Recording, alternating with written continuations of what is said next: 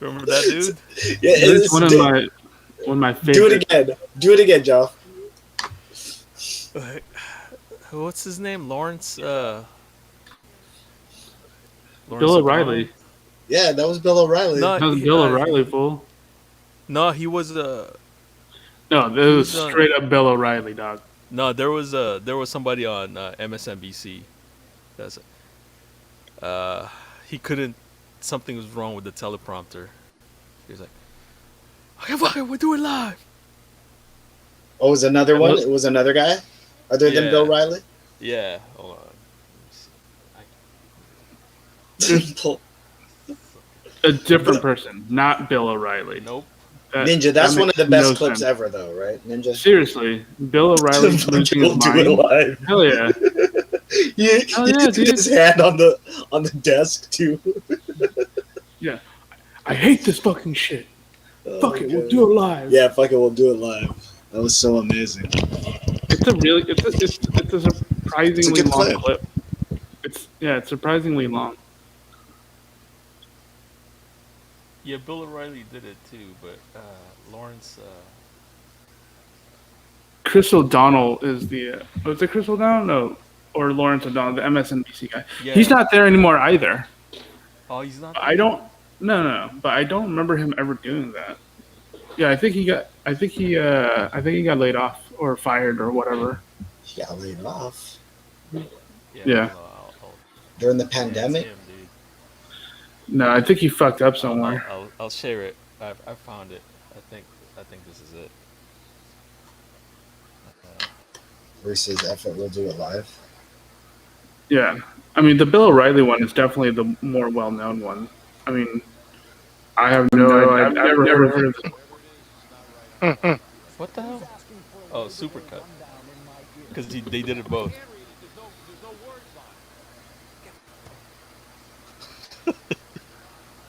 Oh, but he's trolling, right?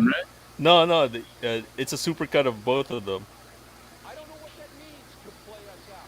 Stop the hammering. All right, go.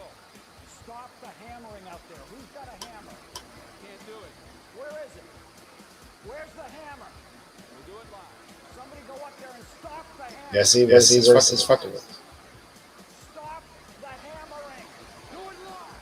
I'll go down to the goddamn floor myself and stop it. I'll write it and we'll do it live. Call fucking Phil Griffin. I don't care who the fuck you have to call. Stop the hammering. We'll do it live. Fucking thing sucks. Jesus Christ. Fucking stupid hammering. It just fucking sucks. Fucking thing sucks. It fucking sucks. Fucking thing sucks. Any fucking thing can come into my ear at any moment. Do it live. Anybody can get into my fucking ear at any time. We'll do it live.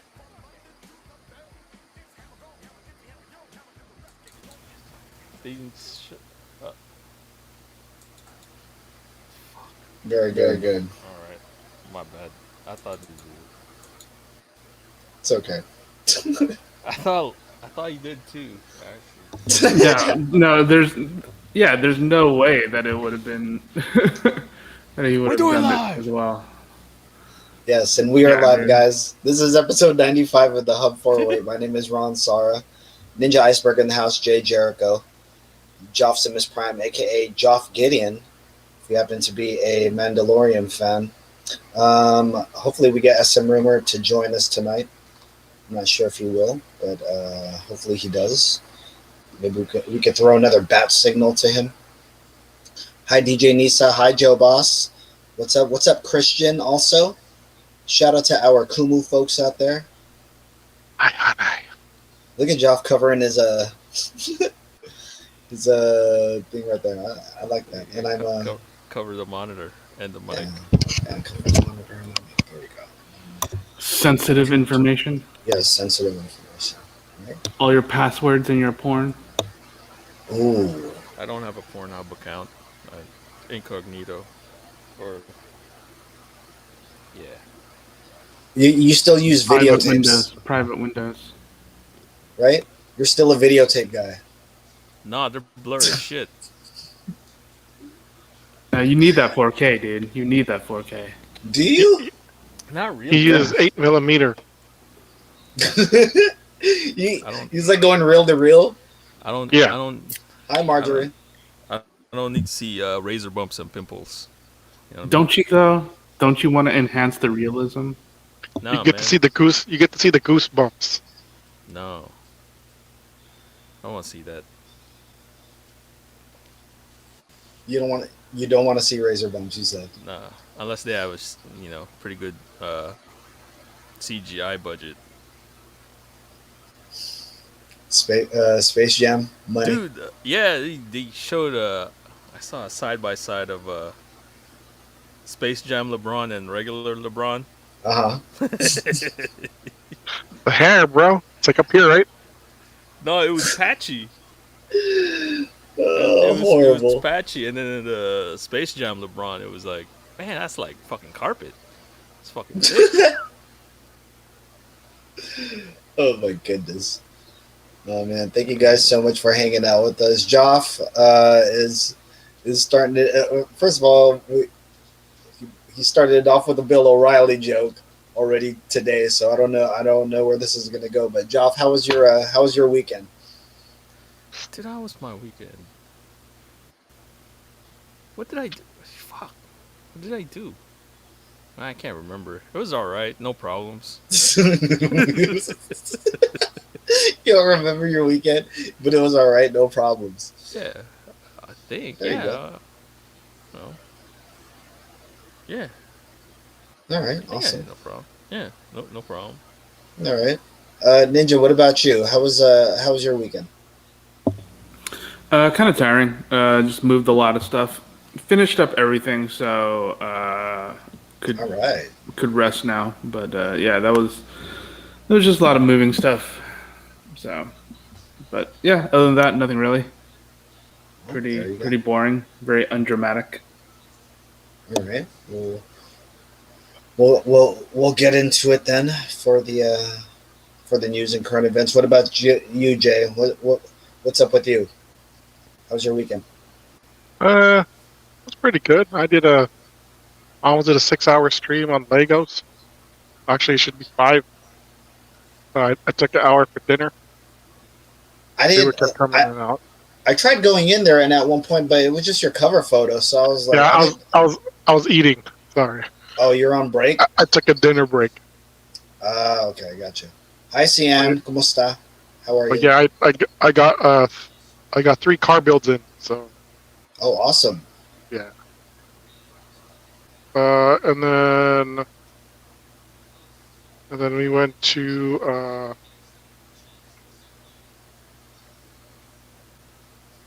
like a function at Tan Fran in South City. Oh, Tan Fran Mall. Yeah. That Ube Fest. The Ube Fest. Mm. Yeah, The Oob Fest. because Joe Boss was judging on some desserts. Awesome. Uh, Awesome. and I got to clean it up after, like eat it. Mm-hmm. I'm sure you did.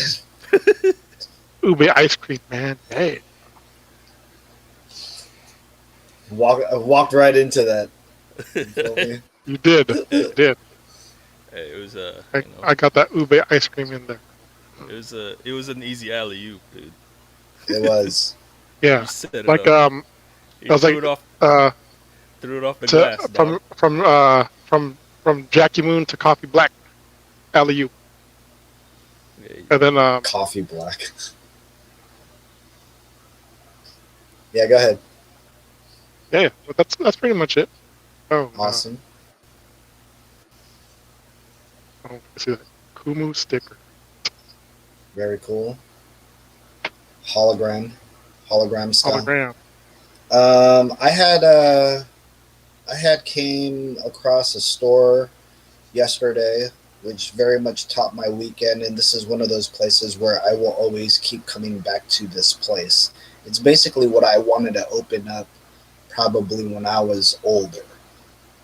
older as in currently 40 something right now. Right? So if I had never lost my storage unit, with all my collectibles and belongings of everything in my life for the second time, by the way, so this is horrible. But I found a store in Sacramento called The Cave. And they have one also in Roseville. But it's basically kind of like a thrift store, vintage comic book store. So remember the comic book stores that you would go into where they have a whole bunch of loose figures, comic books, video games, stuff like that. But they'll also have shoes, clothes, and everything else too. So behind the counter, I'm looking. There's some Gary Payton's orange box. Oh, the Shroud one? The one with the lock. You know what I mean? It's the one with the lock. Oh, it's not the one It's a with plastic lock. It's not the Shroud, but it's the one with the plastic lock. Oh, I had okay. that one too. I had the one with the plastic lock. But they had those. They had Iverson's there Yeah, I didn't have that for one. for like $60. They had like a really nice Stussy hat for like 15. But then they'll have Hot Wheels. Like I was able to cop some Hot Wheels, cop the Treasure Hunt for cheap. But then they would go and have I think that my find of the day was a Burger King toy that came out a bunch of years ago, and I've always found the partner. So the one that I would always find at the flea market is the Green Hornet, but everybody of course wants Kato, correct? So I was able to find a Kato figure. It's so awesome. And just $1. Just something small like that is already a rare find or a prize for me. So like I was able to do some hunting and all that stuff. So yeah, that was actually fun, and that was my weekend. So shout out to Marjorie, who said what's up to us on Facebook. Hi Marge, how's it going? Hello. Hello. Hello. And yeah, so guys, what's going on? What's that? No. Yeah. You seen Heat Man? Yeah. Have you guys? Oh, you guys want to talk about that? I haven't I've watched se- it yet. I see. I watched the first 2-3 episodes. It's pretty good Alright. so far. I Yeah. want to hear your guys's. Exactly. Yes, I want to hear what you guys. Because I've seen a I lot of haven't talk. watched it yet. I've seen a lot of talk. Yeah. And I've that's what I was also- gonna say. Saw the talk before it came out. So some people are feeling like, hey, we told you so. And he also came back with, hey, shut up. Basically, too, right? So I don't know if you guys want to talk about it without giving any spoilers away. I think we can without giving Yeah. any spoilers. Especially, I mean, like I said, I only watched like the first 2 episodes roughly. Yep. And we can talk about it a little bit. Yeah. Because the first episode is like interesting, and then all of a sudden it's like, I'm gonna mute myself on this one because I haven't watched it yet. All right. Sorry, Spoiler Jason. alert. Yeah, I haven't watched it yet either. I was going to actually watch it today, but I didn't have time to. I mean, we don't have to really go into it Yeah, all that it's- deeply. it's we just- could just yeah. talk about it a little bit. I mean, Yeah. it's got it's like just a backlash of, a lot of them too. It's like he did it to himself. who, Kevin Smith? Yeah. I guess I didn't really read that much into everything. I read like little things here and there, basically trying to get like a feel for what the show is going to be about. And I mean, like I said, it's pretty interesting so far. Yeah. It's- I liked it. Actually, I actually Yeah. liked it. It's really good so far. Yeah. Yeah. And when they said just- it's like yeah. more nostalgia oriented, a little bit more adult oriented, it really is, because it's a little bit heavier than you would imagine from a kid's cartoon show. I would imagine. Yeah, I think the first episode since he wrote it, it was just like there's a couple of lines there that was like kind of cringy because it's like, oh, fucking Kevin Smith. Yeah, yeah. Can't But help I think- himself. I think part of it is that he kind of was just going into it to kind of set you up for the show. I think Yeah. it was That's done what it kinda feels intentionally. like. Yeah, it kind of felt like he was trying to mimic the old Yep. episodes a little bit, you know, the 80s did. episodes. Yeah. And then it takes a pretty hard right turn into something where it's like, oh, this actually kind of makes sense. And it becomes a little bit more adult as the episodes go on, I want to say. Yeah, it was. I actually liked it. It's just there's fan backlash because fans are gonna be fans. So Yeah. Is it the misogynistic fans? yeah. Of course. Obviously.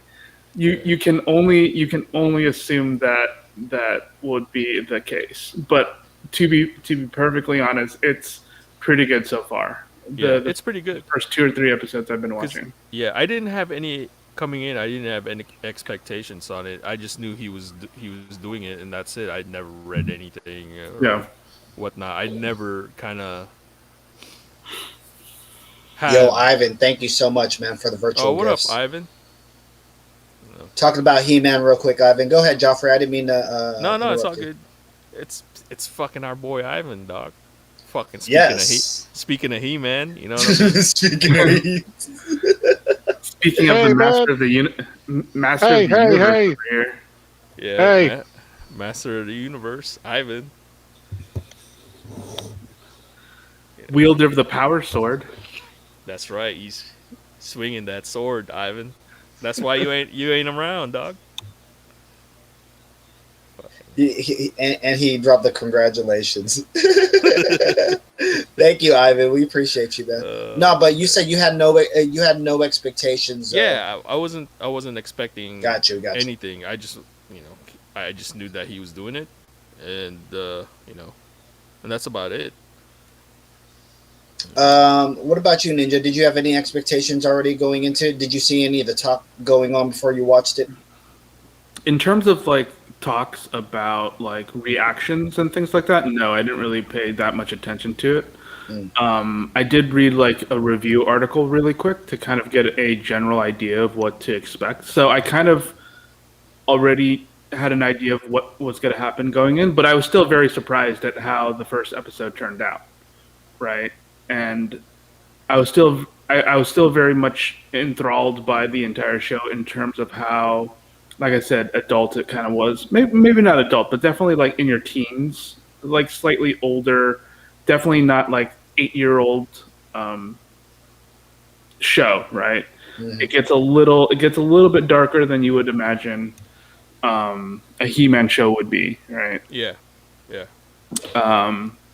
Which So is I cool. kind of, yeah, it's definitely very cool. So I kind of had a little bit of an idea of where it was going to go in that regard.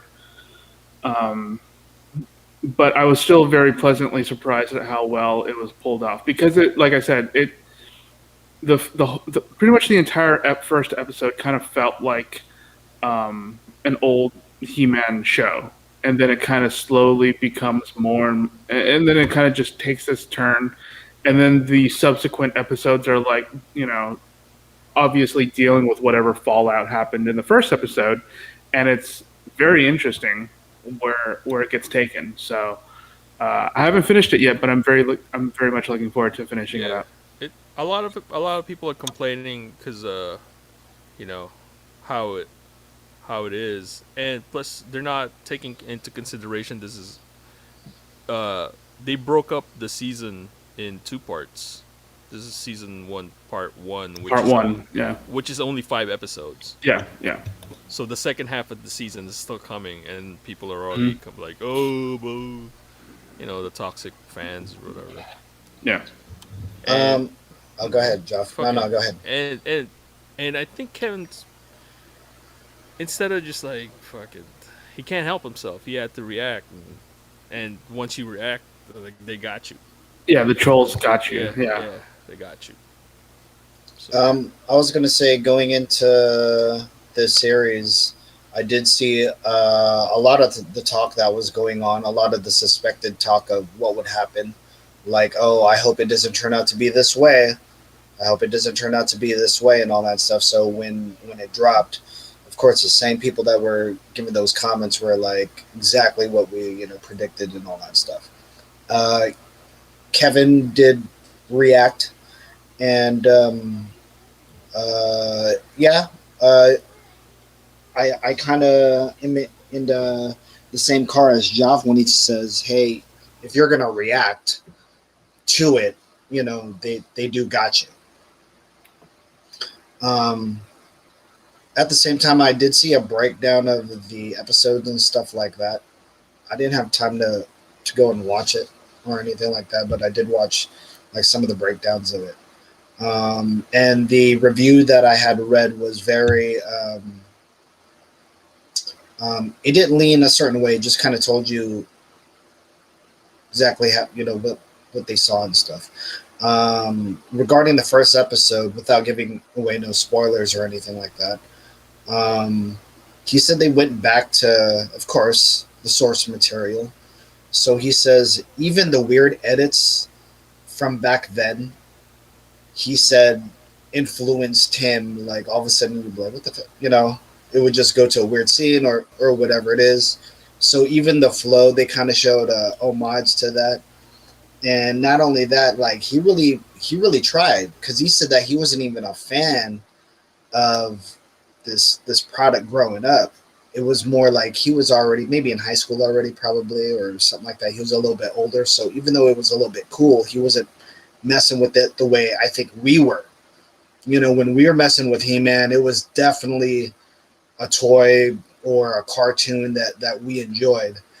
But when he says, "Hey, we're going to go a little bit adult with it," I kind of taken it to, and you just kind of see it from the trailer already. But I don't know if you guys have ever seen GI Joe Resolution before, but it's a really good.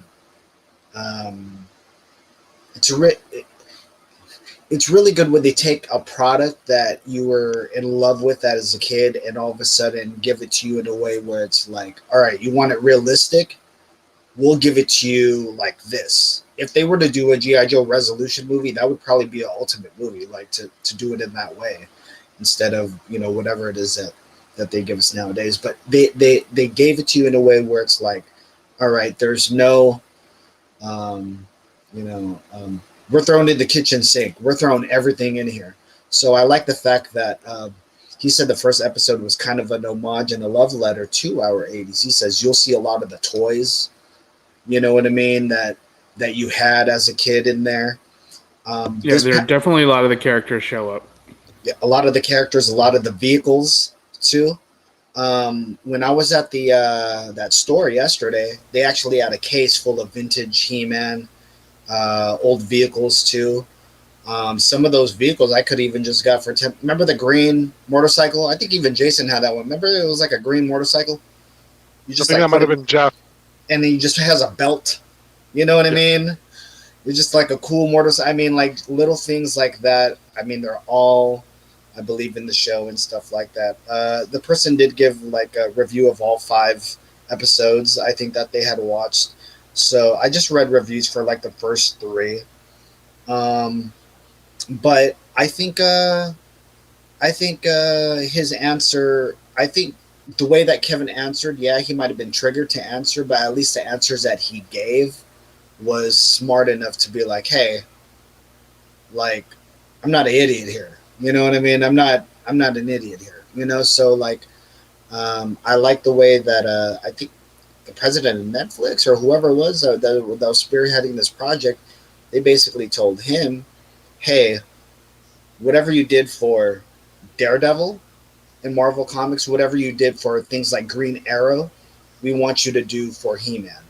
So when they gave him that approach, Kevin Smith, as much as, I mean, we've all had a love-hate relationship, I guess, with his stuff. Yeah. As a Hub 408, we've talked about his works for a long, long time and stuff, but we've always come back to supporting that type of product because not only is that what we grew up on, we're influenced by that, but still, he's giving us that culture of, like, why not see a He-Man realistic where they're actually fighting and really hurting each other and all that stuff. You know what I mean? Like that's what you want to see. You know what I'm saying? What's up, Mr. Chu? What's up, it Reddy? does- Hi, it how does- are you? Oh, sorry, go ahead. No, go ahead. Yeah, it does get to that point where it kind of is like, because there's a couple times in there where I'm like, did they really kill someone off? Hey, Like, Jake, how are you? I think there's a fight in the second episode where I'm just like, holy crap, dude! People are like, it looks like they're just killing folks, and I'm like, oh my god! Like they don't show blood or anything like that. Like they do cutaways, but yeah, there's a buzzsaw part where I'm like, ah, interesting. So yeah, it's definitely Real quick, but before we move on, Ninja, let me ask you real quick: who's your favorite of the He-Man? The He-Man lore's characters. I really like Man at Arms. I like his armor. I'm a huge fan of the armor. Sick. Okay. And Triclops just because his Yep. thing like turns is really cool. What about you, Jay Jericho? Who's some of the characters that you've liked in the He-Man lore?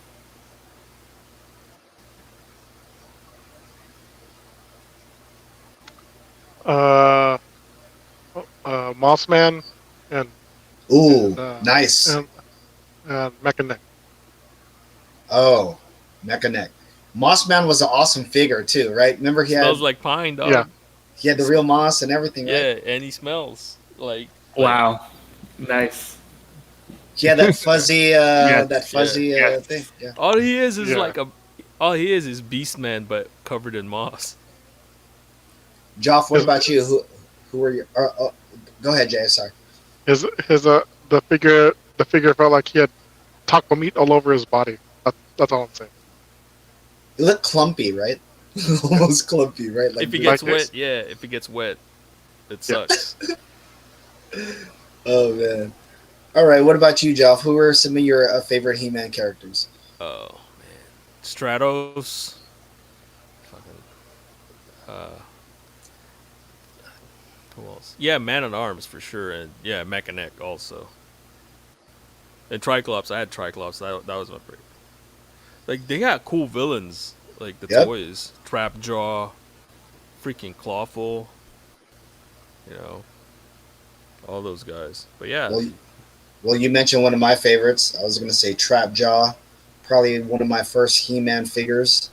Actually, a hand-me-down from my cousin Ryan. So thank you to my cousin Ryan. I remember at a time there was like he would give me his old toys and stuff like that. So I was able to get a Trapjaw off of him. And then I started just buying so many of those, and I had just so many. So a couple of my favorites you guys had mentioned, though.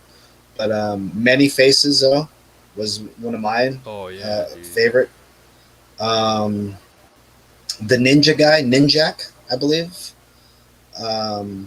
He was another favorite of mine. I think his name was, I don't think it was King Kong, but this guy was a body of snakes where he was a human being. And then when you took out his shell, like his arms were snakes, his body was snakes. Just such a dope character, and I was scared of the toy. You know what I mean? Like I'd rather prefer him with the thing on, the armor on, because like him without it, it just looked like there's it's snakes and stuff. Yeah, probably one of the biggest franchises of our childhood, just like a GI Joe or Transformers. It's definitely up there as like a like a holy trinity, right? Of like GI Joe, Transformers, He-Man. You know what I mean? Like that's what was in every little boy's toy chest back in the day. So yeah, let us know down there, guys, if you guys happen to have some favorites and stuff. Yeah, the new toys look pretty cool actually. They're really good. They're really really good looking. Um, good. What do you call it? Good. Good sculpts. Good sculpts. Good quality. I know Super Seven for a little bit too was involved in that. They Oh, influenced a whole bunch of stuff too, like I think they first did a DC universe where it was like the He-Man. It was done in the He-Man style, so you get the Batman as He-Man, the Superman as He-Man, and then they moved on to the WWE stuff since they're of the same brand under Mattel. So now you can mix up your wrestling guys with your He-Man guys, and it's kind of cool. Some of the wrestlers they'll even have gimmicks where it'll either be realistic or it might cater to something along the lines of He-Man. You know, like for example, one of the coolest toys I saw, Jason, was remember when He-Man's armor, you would punch it, I and had then that one. Yeah, I had that I one had too. that one. okay, see The that's why I brought it see, up. Battle armor. Battle armor. battle damage. Yeah. It's like battle damage. It'll just flip. Yep. Well, they have a Macho Man Randy Savage one that's battle damage, and it's a shirt. You know what I mean? The Macho Man shirt, the purple one. So Mhm. he has like little things in there, and again, you can mix and match these figures. I was kind of late on these. I would have probably started collecting because they have, uh, they'll kind of do the,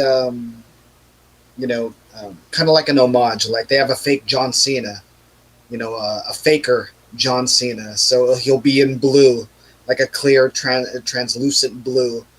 You know what I mean? They'll have like a Jake the Snake, where he'll be dressed as a snake or like an Undertaker of some sort. So without the armor, they look like regular wrestlers, but then with the stuff on, they actually look pretty cool. So it's kind of cool how they're able to mix and match and all that stuff. So yeah, guys, again, episode 95 of the Hub 408. We're just talking about He-Man, talking about all kinds of nerdy stuff. Guys, I was going to say it was actually a Comic-Con, for the virtual Comic-Con stuff this Yeah. past Yeah. weekend too, right? Mhm.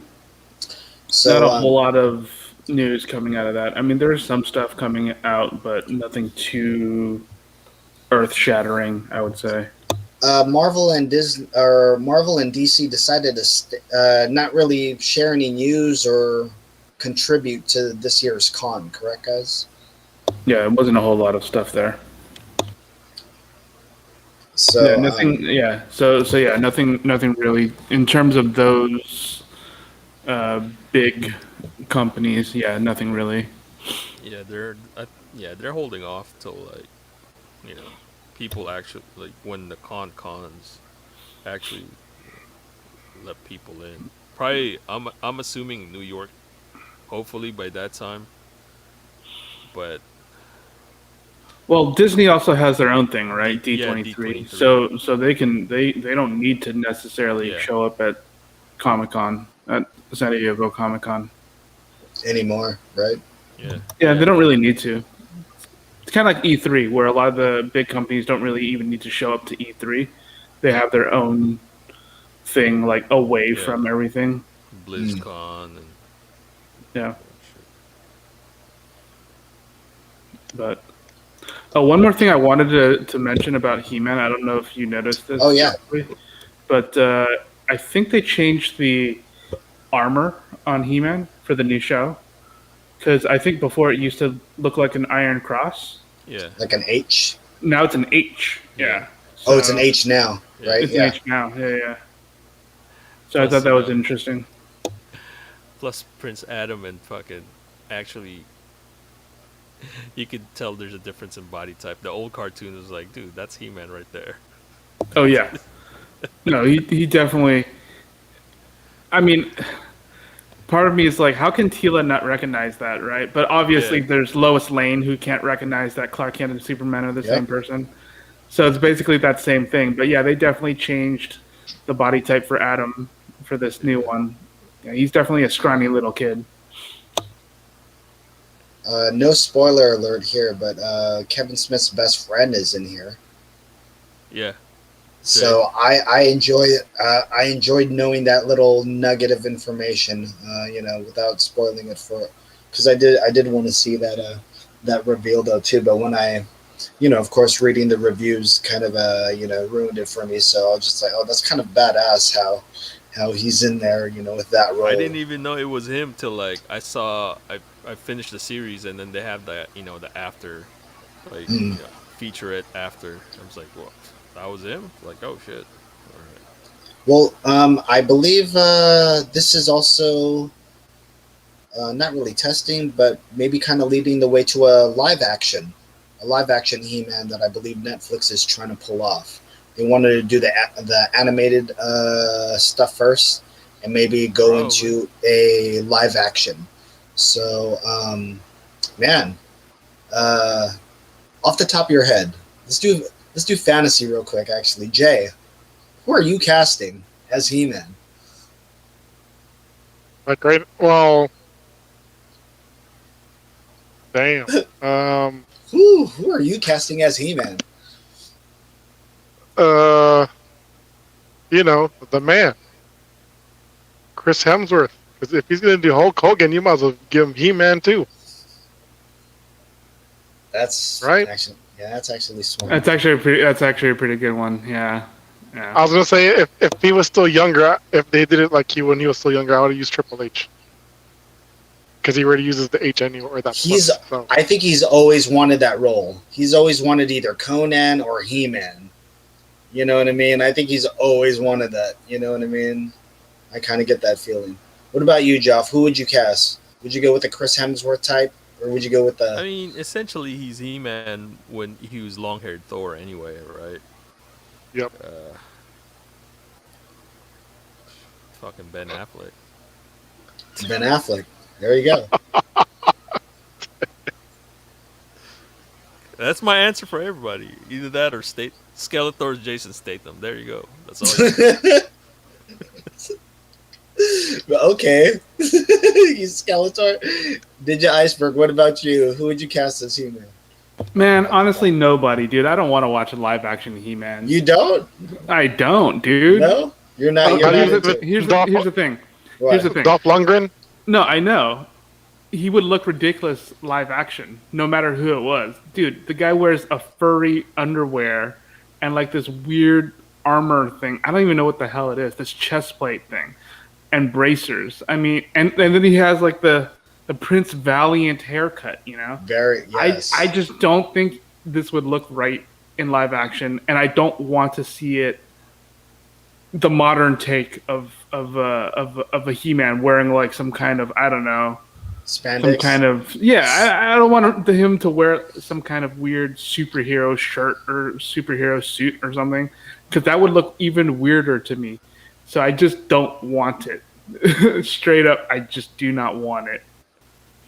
Not even if they were to like pull it off like a Thor. There's Some no way sort to pull it off. There's no way to pull it off. Really? Because you have to. Because if he doesn't have the actual true to life costume, because they try to modernize He-Man like in the '90s, and he was wearing like a different kind of suit, Yeah. and it looked He had a laser stupid, sword. and it looked dumb. Yeah, it did not look right to me, so I never really, I couldn't get into that cartoon. But what I'm saying is, you cannot pull that off in live action, no matter who you hire. And if they try to like make it, palatable for the audience, I would still think it would look stupid. Because I wouldn't be able to separate the two things. He has to look the way he looks from the '80s, but that looks incredibly dumb. So I don't want to even have to, try it as a thing.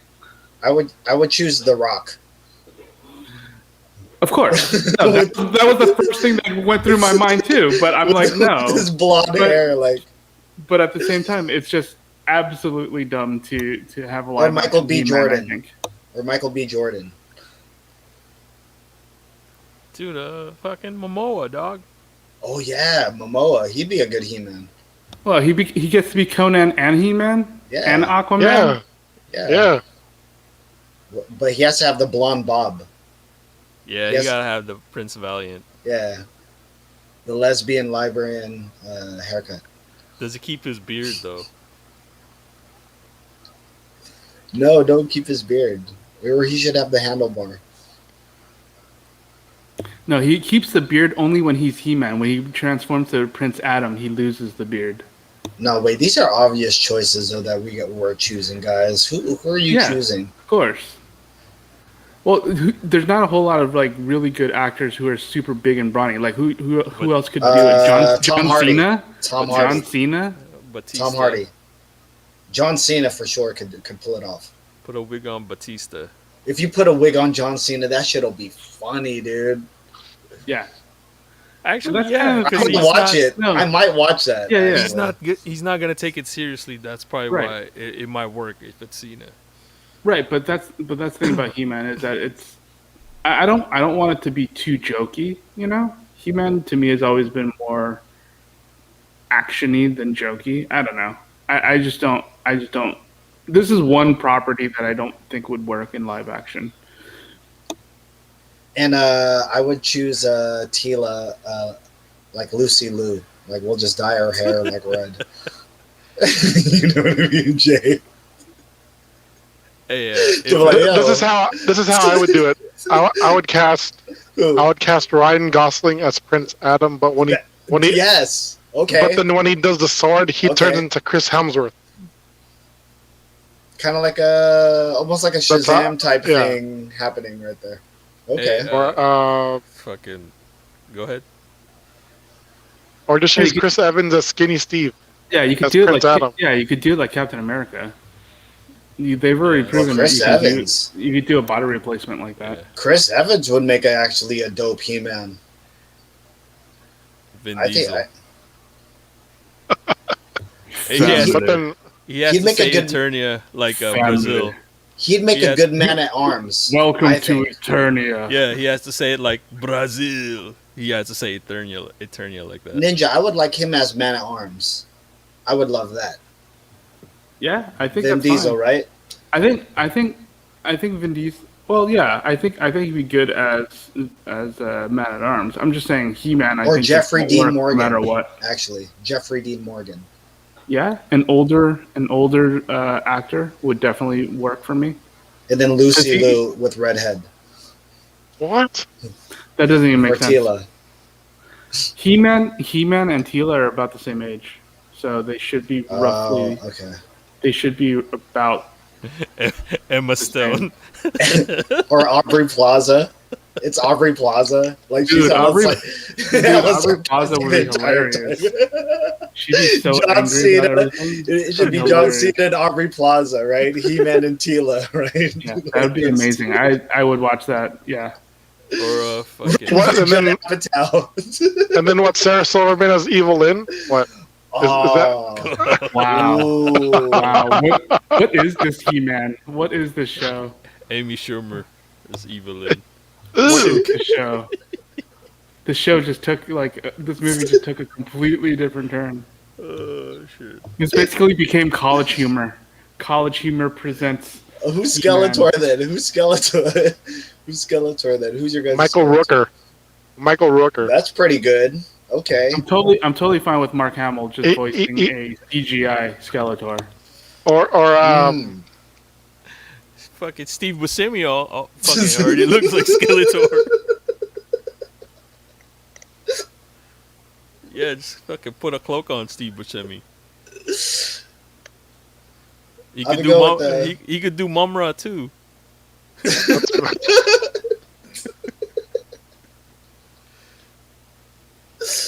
Oh god. Oh man. I don't know who I'd choose for a Skeletor. It'd have to have somebody that's like almost slightly of an annoyance too. He has kind of that annoyance. I don't know who I'd choose there. um,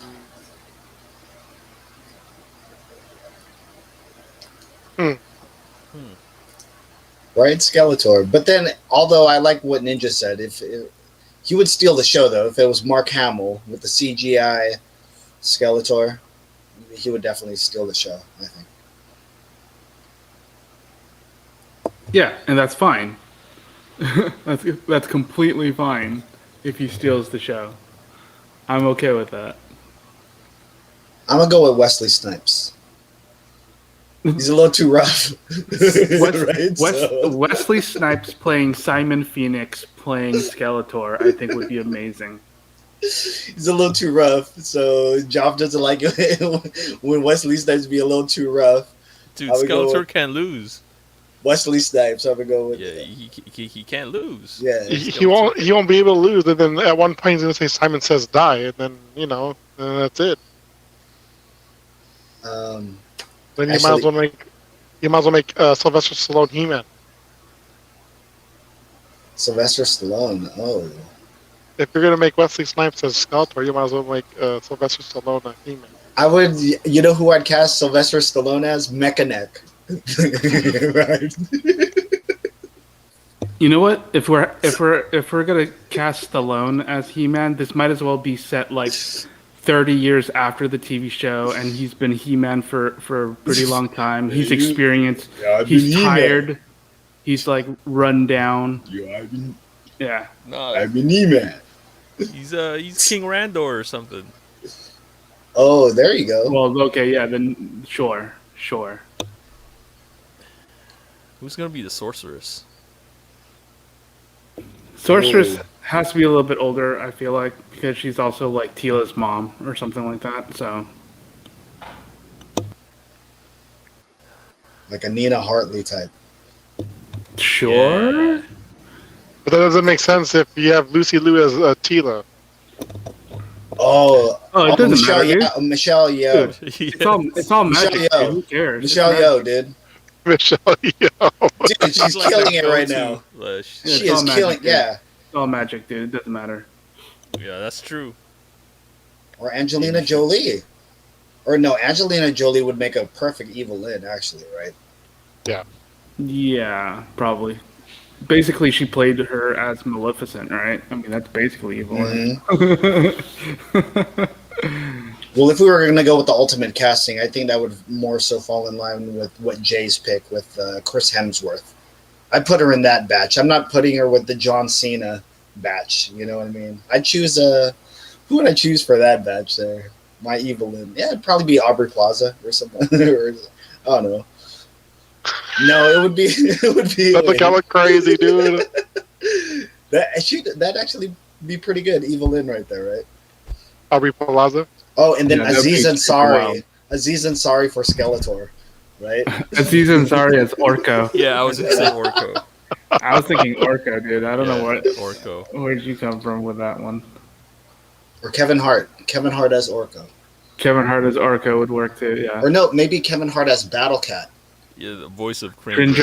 Cringer. Yeah, Cringer. That'd be pretty good, right? But he'd be talking hella shit though. Yeah, he's fucking sassy. He's gotta be too sassy. I don't know. No, where you know how Kevin Hart does it, like I'm a little punk, bro. Like I'm a bitch. You know how he does all that stuff. We'll just do it as Cringer, right? Oh man. And then somewhere along the way, like Beastman, like I'll throw Beastman in there, it'll be like Mel Gibson. Right? Or maybe Kelsey Grammer, because he played Beast in X-Men. So I'll make him play Beastman. Right? Or have Ron Perlman play Beastman and have him give him flashbacks of playing the Beast from Beauty and the Beast. Right? But yeah, Sylvester Stallone as Mechaneck would be hella funny. Or the bee guy. Buzz. Yeah, I had that guy too. I had that guy too. Fucking. What's his Buzz something? Buzzsaw or something? Yeah. Guys, we're just talking about He-Man real quick. Thank you guys so much for hanging out with us. Yeah, any other casting? Beast, man, dude. Who could be? Henry Golding as He-Man. As He-Man. Oh, Danny Trejo should be fucking Beast, man. Dude, I love that, dude.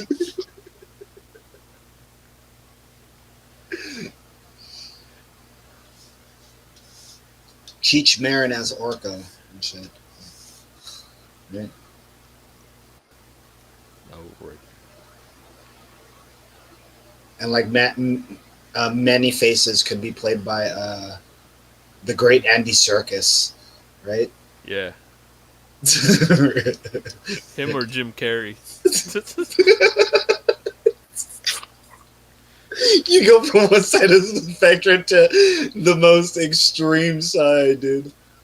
He just does his fucking fire marshal bill for fucking one of the faces.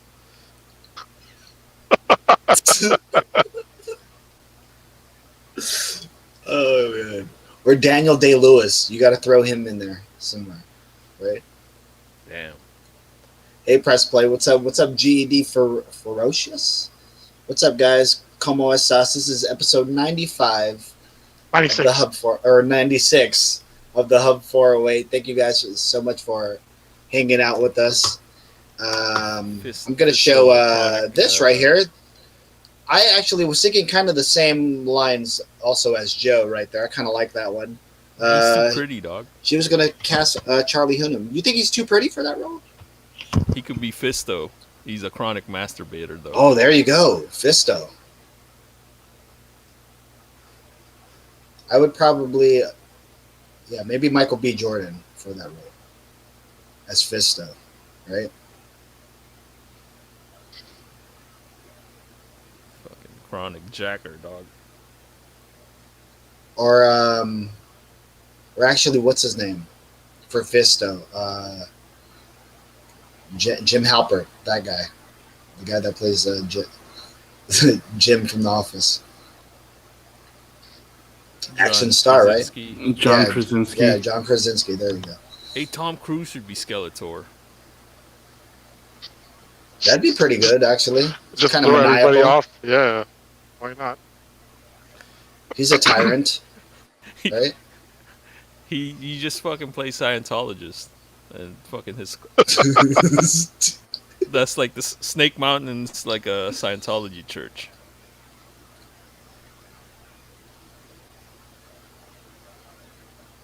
How about he just plays Skeletor as Les Grossman? Man, that'd be It's too Tropic funny, Thunder. though. Yeah. With big ass hands and shit. Shit's fucking hilarious. Joff, you said Emma Stone earlier too. That's Tila? Yeah. That's horrible. Maybe she could pull it off. She was good in what's that? Zombieland, right? Hey, she played an Asian. She could do Yeah. anything. Yeah, she was great in that role too. Remember? She was like, she transcended.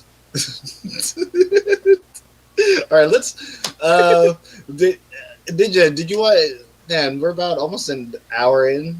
Gonna be an hour in. We're gonna hit an hour in. Do we have any special news for tonight? Yeah, we got some news. I got All some right. stuff. Let's dissect the world today. I want to laugh with my friends and make fun of the world. So let's go. This is a Hub 408. I hope you're Joff, who are you sponsored by tonight? What drink was that? Oh, can't say that. Dishwater. Or can I say? I can't show that. Dishwater? You can't say dishwater. No, you can't. I hope you're not drinking dishwater. Stevia. Hey, Stevia. No, that's not it. That's not that. Here you go. Ninja, go ahead. All right. We're gonna start with some crazy stuff from last week. Maybe not crazy stuff, but a lot of COVID news last week. Ooh. So we'll talk about that. Mm. Here's Marjorie Taylor Greene responding to someone asking if she's been vaccinated. Aaron Navarro, CBS News. Whip Scalise said today he got vaccinated, citing this Delta variant that's going around, and so he's confident that it's safe and effective. Two questions. Have you yourself gotten vaccinated, and do you disagree with the Republican vote? Well, your first question is a violation of my HIPAA rights. You see, with HIPAA rights, we don't have to reveal our medical records, and that also involves our vaccine records. And do you disagree with Aaron Navarro, CBS News? Whip Scalise. I want to say it kind of set off a lot of like the COVID news last week. So this was kind of a. Here's the thing about HIPAA, right? Like, First of all, she looked like Charlotte Flair without makeup. Go ahead. HIPAA doesn't apply to you and me. It applies to caregivers, doctors, people who work at Yep. health services and stuff like that. Mhm. I can ask you all I want whether or not you've been vaccinated. You don't have to answer. That's not a HIPAA violation. HIPAA violation is like if a doctor says, "Oh yeah, Marjorie Taylor Greene did get vaccinated," they can't violate that. You can do whatever you want. If I ask you if you've been vaccinated, you can say yes, you can say no, you can say no comment, because that's on you. It doesn't matter. So that's the first thing. She's dumb. Second thing, obviously she's vaccinated, right? she plays to a crowd that doesn't like vaccines or doesn't want to be vaccinated for COVID. If she says yes, She's done. she's done. She won't get, her supporters will completely abandon her. If she says no, people will totally jump on that and be like, "Yo, you are irresponsible." Other people, I don't know how Congress would react to that. They might be like, "Yo, that's not cool. You can't party with us anymore." Who knows, right? So obviously she's vaccinated. She just doesn't want to like give it up and say that she isn't vaccinated. But yeah, this set off a whole thing of like what's HIPAA, what's not HIPAA, people not understanding what HIPAA actually is, people just going off on it. Let's just set this record straight. If you're not in the medical field, then HIPAA generally doesn't apply to you. If you are, you would know because you have to take like compliance testing and all that kind of stuff. There's training, compliance training about what is a HIPAA violation, what is not a HIPAA violation. So if you haven't had to sit through some random ass video or some random ass test trying to figure out what's HIPAA, what's not HIPAA, then you know what? It doesn't apply to you. You don't even have to think about it. She's being stupid. It's absolutely dumb, and I can't believe she's a representative. She got voted into office for that, and she is so dumb. Next little bit of COVID news. Eric Clapton apparently will not play shows where proof of vaccine is required because Eric Clapton is also dumb. There's a lot of this kind of stuff going on. A lot of anti-vaccination type people. People who just don't want, who are super anti-COVID vaccine. Apparently, I just saw this today. This is in Huntington Beach, home of white supremacists. Yes.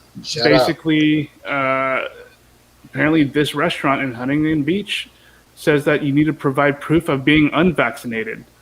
My first question: what the hell does that mean? How do I prove that? How do I prove a negative? Just show up Check with the me, paper that bro. says positive. Check me, bro. Like Just show up with the how do paper you that do says positive. Like it doesn't make any sense, and it's mind-boggling to me that people are so just anti-COVID vaccine. That's Even though That's a new whites Yeah. only sign. that's that's a good point. Probably is. That's a new whites only sign right there, y'all. That's my take on that.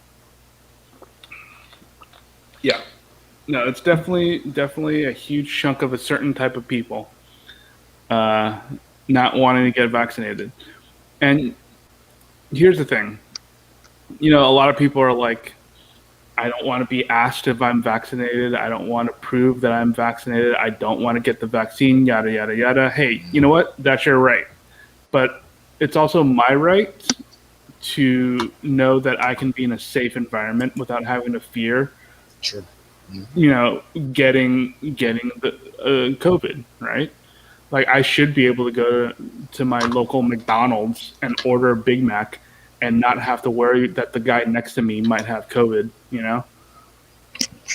I don't understand this mentality of it's my right, it's my body, blah blah blah blah blah. When it's a public health matter, it's a public health matter. What you do literally affects other people.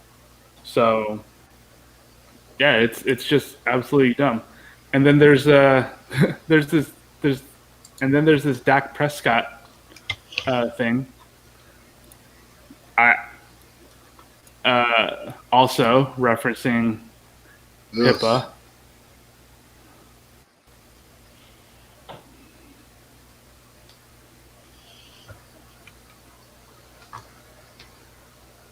Oh, sorry. Everybody's opinion, and I think everybody's has that right.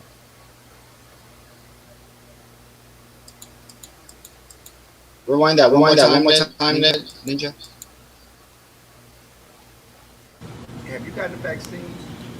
I don't necessarily think that's exactly important, Clarence. I think that's HIPAA, but I understand where Zeke comes from. I understand everybody's opinion, and I think everybody's has that right. Yeah, it's just people throwing things around, saying That's things that they HIPAA. don't understand. Like everything's That's HIPAA now. HIPAA. Everything's HIPAA. You ask me about my weekend, I'll be like, man, I can't That's talk about it. It's HIPAA. That's HIPAA. Yeah, that's HIPAA. It's Crazy. really, really weird, really bizarre that a lot of people are jumping on that. But that's just where we're at right now in this country. I think a lot of people, will take the vaccine because they believe that it's going to be helpful to the general public and to themselves. And then there's a whole lot of people who will not take the vaccine for whatever reason, which none of those reasons really make any sense. But it is your body. You want to do what you want to do, but at the same time, you're not allowed to put our lives in danger. So if you want to go to a show and you can't prove that you're vaccinated, then yeah, you should not be allowed to come in. You should not be allowed to join with the rest of the group because you can literally kill someone. So Yeah, I actually like we what don't. the NFL's doing with this vaccine. Which comes to my next slide. It's actually like Yeah, it's pretty crazy, honestly. it's pretty. The NFL, Hey, yeah. So they're on the right side of protecting their money at this time. exactly, the money thing. So basically, what they're saying is, the NFL just informed clubs that if a game cannot be rescheduled during the 18-week season, due to a COVID outbreak among unvaccinated players, the team with the outbreak will forfeit and be credited with a loss for playoff seeding. But here's the even more wild penalty. The team responsible for the canceled game will also be responsible for financial losses and subject to potential discipline from the commissioner. So they And are the players seriously, yeah, lose they their are game seriously checks. coming on. Dude, they are.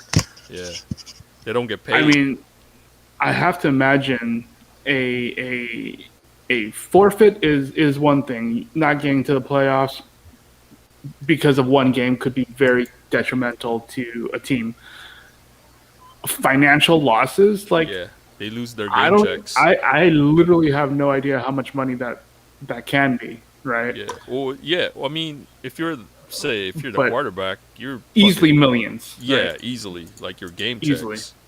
Yeah. And you're fucking blaming your fucking fourth string wide receiver because he doesn't want to get vaccinated. So, it's fucking- Yeah. So it seems like NFL is really taking it insanely seriously. Yep.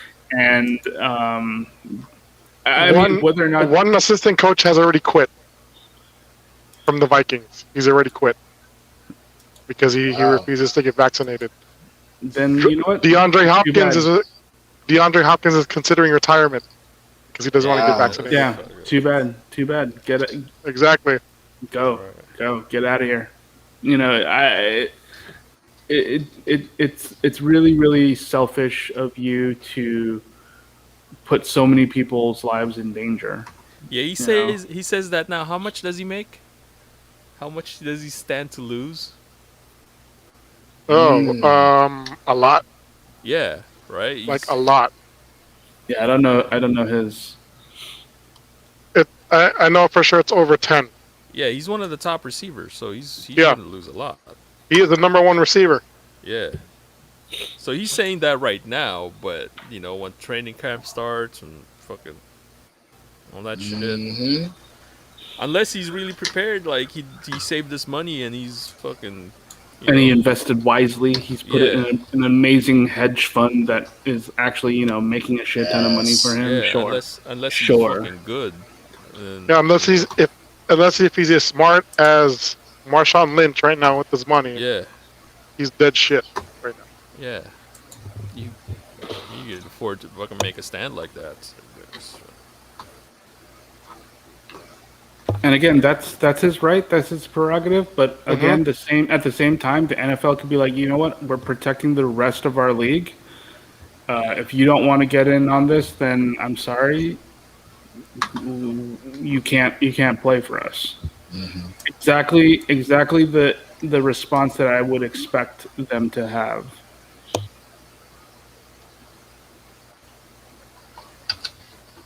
So yeah, a lot of wild COVID related news last week that just kind of came out of nowhere. I mean, Delta variant is starting to pop up all over the place. I believe 60% of the people who are hospitalized roughly are unvaccinated.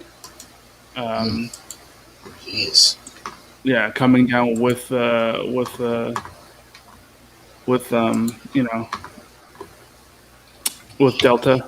And almost Yep. all the deaths are from unvaccinated. Unvaccinated people. Yeah. Yeah. So I do have one article I read last week. I don't have it on me right now, but I kind of remember most of it. So they interviewed a doctor in Alabama, where of course that entire state is completely lit on fire with Delta. So so she's This been was a she's been on the front viral lines. story. Yeah, she's been on the front lines since the beginning, and she contracted COVID while she was pregnant last year. So it's not like she knows the risks, she knows the dangers. It's like, you're a doctor. If you don't even listen to your doctor, that's crazy. So she was saying like how most of her patients now are like young people, which is hella crazy. And then now they're like, while they're infected, before they get intubated with the tube in their mouth, they're just like, can we get the vaccine? And then all she could say is, sorry, it's too late. And that's the sad part. So it's just like, what are they supposed to do? Like, I mean, you've already came into contact with someone with COVID and you got it, and you're trying to say, can I get it now? It's pretty much too late. And that's the sad part. It's like, you gotta learn. You're gonna learn when you get it, and then you're in the hospital. You're trying to get it, and then what? Yep, and you already got it. And And you already got it. suffer. You can suffer from long-term, disability, health disabilities, or you could possibly die, right? Just because you don't die from it, there are a lot of long-term things that they're starting to realize is the thing. Starting to figure out, oh my God, this disease has long-term ramifications on your health. Even if you fought it off and you're like, okay, I'm good now. It's like, yeah, you're good. You're not in danger of dying, but you have lung damage. Apparently, it might also like do something with short-term memory loss. It might affect, whether or not you get Alzheimer's. So there's a lot of things that they're still trying to figure out with this disease and what the side effects are and what are the ramifications of catching COVID are, So, yeah, don't be dumb. Just get your shots if you can. Go It's through free. all of that stuff. Yeah. It's Yeah, free. yeah, I exactly. don't understand that. It's like, you're not paying for it. It's free. It's freaking free. Yeah, Or yeah. actually here really what you should be saying is you already paid for it, right? Exactly. You already paid You're for you're that you're shot. paying for your health And if you're insurance. You're already paying for it. and if you're not getting that shot, that's your money, that's your tax dollars going, to the wayside, going to me basically, because I got my vaccinations. It's going to me. Thank you. It's like, thank you for your money. Thank you for paying for my vaccine. Yeah, exactly. And it's like we have so many doses that we've been like, just the U.S. alone wasting Sitting so on. many doses Yep. where we could have given it to other countries. Yep. Yeah. Sitting People on. overseas are dying from this because they can't get enough COVID vaccines, and here we are, the privilege of saying, "Nah, I'm good." it's so Nah, dumb. I'm good, man. I'm cool. I'm cool off that. I'm cool Nah, I'm off cool, that. man. It's the And by government the way, too- trying to plant microchip on you. Yeah. That's They already have a microchip on you. It's your phone. Shit. It's your phone. It's your laptop. It's whatever you got on you electronically. They got it's you. It's you surfing the web. Facebook knows exactly what you're doing. They know exactly what websites you're at. They know what zip code you're calling from. Unless you spent money on a VPN, which I bet you a lot of people haven't. I mean, that's just they're already tracking you. That's the stupidest argument for Yeah. It doesn't make sense and it's a dumb argument. I got a question for you guys. If I were to take your digital profile and he were to come as a hologram in front of you, right? Your digital profile is all the things that you've bought in your life since you've had a credit card and all that stuff, right? Is that guy as toxic as the person that's standing in front of you know what I mean? Standing in front of the four gentlemen that we see right now? Joffrey, if I were to take your digital profile and he were to come out of the screen, you know what I mean? Would you think that guy's a scumbag?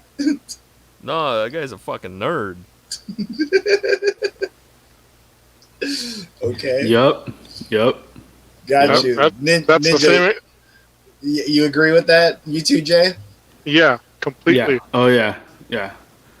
I spend money on like nerdy stuff and everyday items. Like I really don't buy anything too ridiculous, too wild, or anything like that. Yeah, it's gonna be boring as hell, dude. It's gonna be boring as hell if you were to look at whatever I bought. Would there be a side of your digital profile though that would be problematic? That's for any of you guys. No? Nah. Their guys' like porn history, porno buying history from back in the day. I don't know if you guys used to. Nope. Yeah, Fry's Electronics. Yeah, Fry's Electronics. right? That's pretty much it. But I mean, I mean, You the get $1 the version of- trial to get yeah. fucking Yeah, the download all $1 trial, clips. right? That's about it.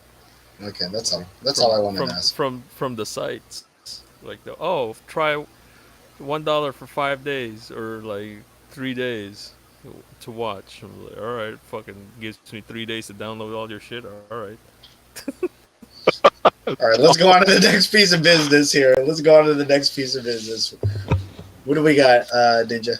All right, next piece of business. Some more bad news. The state of California is suing Blizzard Oh man. over allegations of sexual harassment and frat boy culture.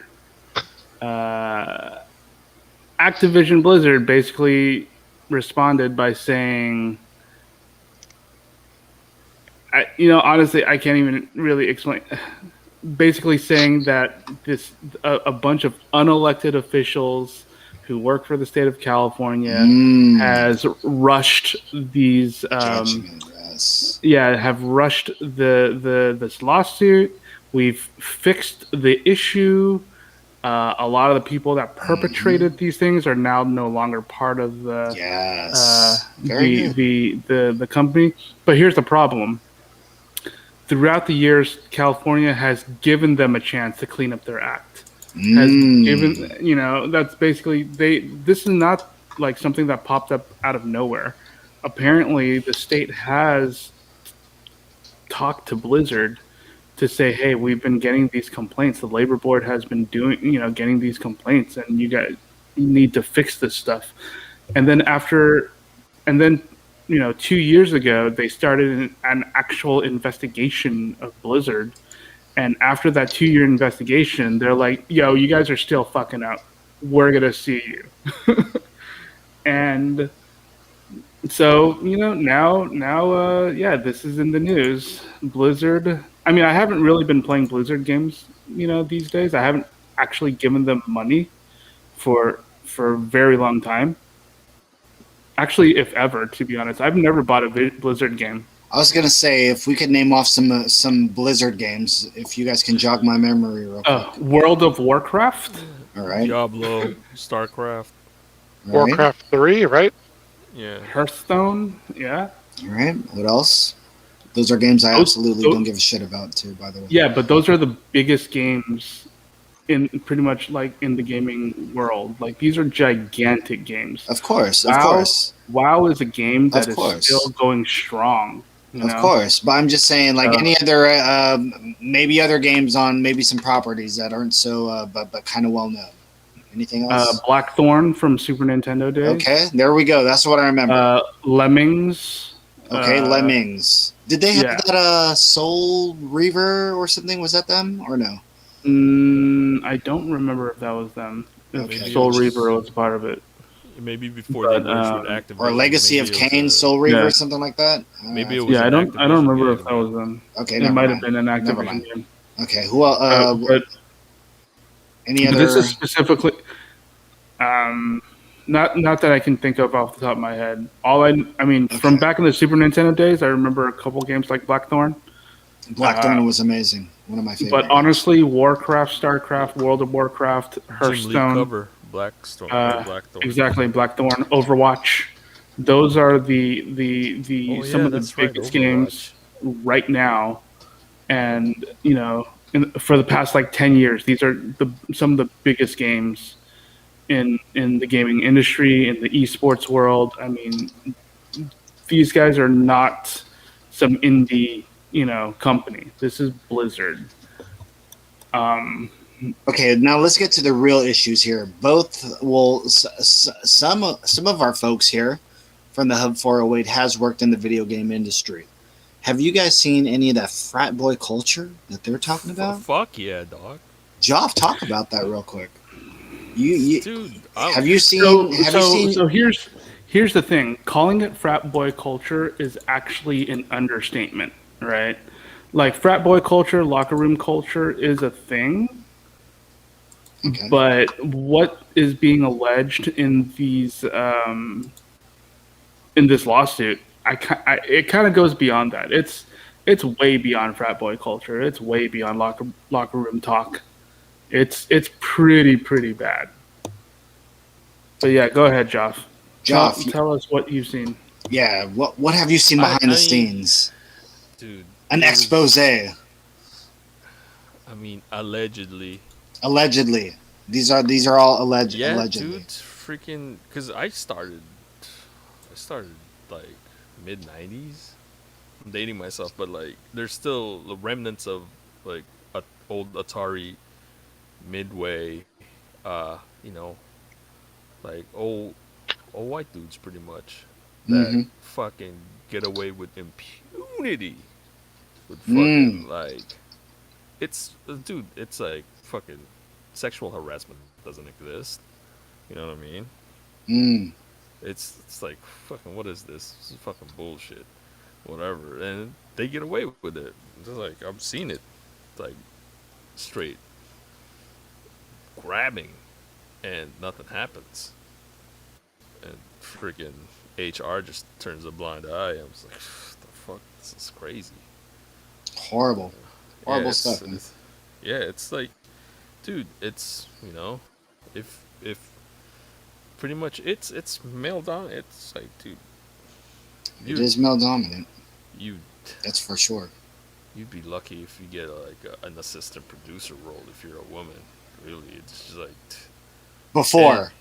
Yeah, And we're talking about early 2000s. and you had Correct. No, Well, that's yeah, before. and This is depending before. and depending And on what depending. team you're on and all that Yeah, kind of stuff. It exactly. really, really depends. And and there's always gonna be rumors like, how you got to where you got. It's fucked up. So Oh, Yeah, it's gotcha. very much an old boys club. yeah, exactly. know, It's a good old boy. It's who you know. Yeah, good old boys. Who you know, not what you know. Shit, you want to be an animator? Fuck, you gotta do what you gotta do to the producer to get you on the team. Shit like that, dude. It's no good. Crazy. Yeah. And Well- there's definitely stories of that still going on, and obviously with Blizzard, that's still a thing, right? So yeah, it's like I personally obviously have not seen anything like this, but again, I'm a guy in a male-dominated industry. I've seen So it. obviously, I'm not going to be able to really speak on that. The teams that I've been on, luckily, have been pretty decent, pretty good. We've had locker room talk, but a lot of it is just, honestly, weirdly enough, it has a locker room environment, but we don't really even, like back when I was QA at EA, it was very much a locker room environment, but it was really just us talking shit about each other. Like, we don't really talk about anyone else. We never really even like commented on the ladies walking around. We were friends with them more than anything else. And I think that was just because we were on the Sims team, and the Sims team, as savage as it can be, because most of the people on that team are women. Like currently, right now, the leadership position is all like basically women. It's run by a lot of women, so you're not really gonna get that kind of male-centered toxicity if you were to join the Sims team. You get all the other stuff, obviously, but that's like corporate stuff, which is a whole other bag, right? That's a whole other thing to talk about. Right now, we're talking about sexual harassment, toxic masculinity, that kind of stuff. It's not prevalent on that team.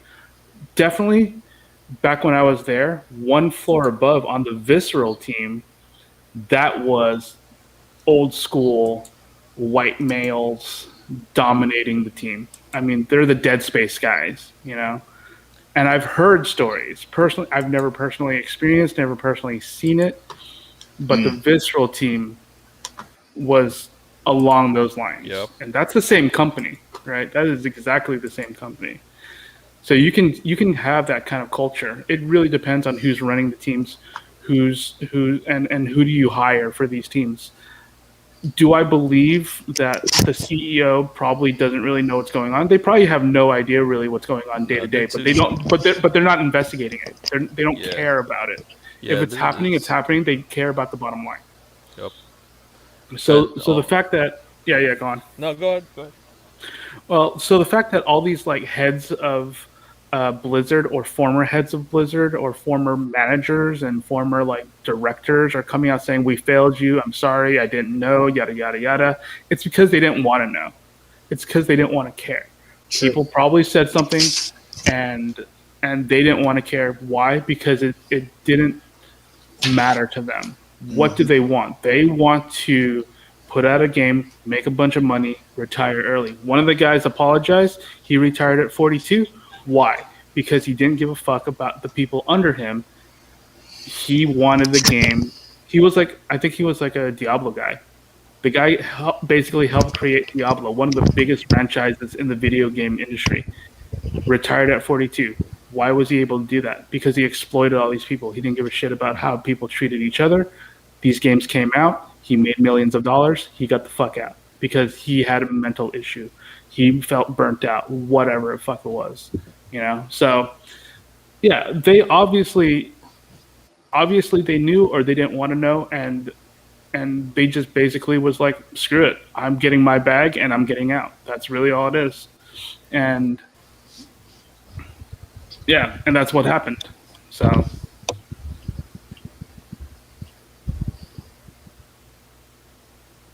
Oh, Yeah, so let's go. you chilling with Wayne Bro? Yeah. Man, Wayne Gro's your homie, dog. Dude, he's a good guy. I was just gonna say that. Plus, if you're an Asian lady in one of the dev teams, dude, you got it made. You are a unicorn. They fucking treat you like a goddess. I've seen. It's like any team that I've been on. Like if there's an Asian lady, like oh Jesus Christ, they fucking fawn over her. This is crazy. It's the craziest. It's not crazy. It's expected. But like to see it like in front of you day to day, it's just like, man, I can't believe this is fucking happening. And it's fucking normal. It's normalized. It's just. Yep. And obviously, like I said, it's gotten so far. From what I can tell, it's gotten better at some of the places that I've worked at. But part of the reason is because it's still a male-dominated industry. The places that I've worked at has because a lot of the teams are made up more of guys. There's no real sexual harassment. You get what I'm saying? There's no one to really harass in that way. Or like unless like you guys are speaking out. Right, but there's really nothing going on, from what I can, again, from what I like to talk to a lot of people. No one really told me anything, and I was very friendly with a lot of different people. So from what I could gather, I would assume they would have told me if there was any issues coming up. Like at Disney, when I was at Disney, the game teams were mainly guys, but they were all like married with kids. They were an older crowd. They just didn't have that mentality. They didn't have that frat boy toxic mentality, And like I said, on The Sims, it's all mainly like women-led, women shot callers. So they didn't have that they didn't foster that mentality in that team. You know what I'm saying? They didn't have that girl talk locker room like, hey, we're talking down bad on men.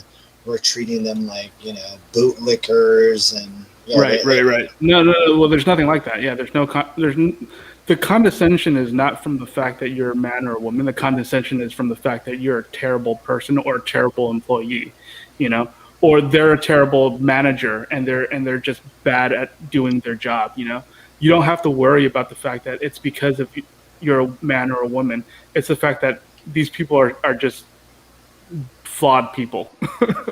So again, that's also another conversation to have, and the effects of working in the video game industry. But from my personal experience, these companies that I've worked for, the teams that I've worked for, they don't foster that kind of mentality. Like at Disney, our team had like at the most 2 or 3 women on the team, but we would always hang out. We would always chill. Nothing really came of it in terms of like hazing, harassment, or anything like that. From my point of view, right? I cannot stress that enough. If anything happened, I did not see it. I literally did not see it. Could I have done something grab ass with you or anything like that, right? No, we weren't playing grab ass with anyone. No, we weren't playing grab ass with anyone. As far as I know. Could they? I have the opposite. Man, I've seen it. Yeah. Fucking some crazy shit. It's like, what? No, and I believe it because a lot of my management, especially at EA, they went through all that kind of stuff. They told me stories of what EA used to be,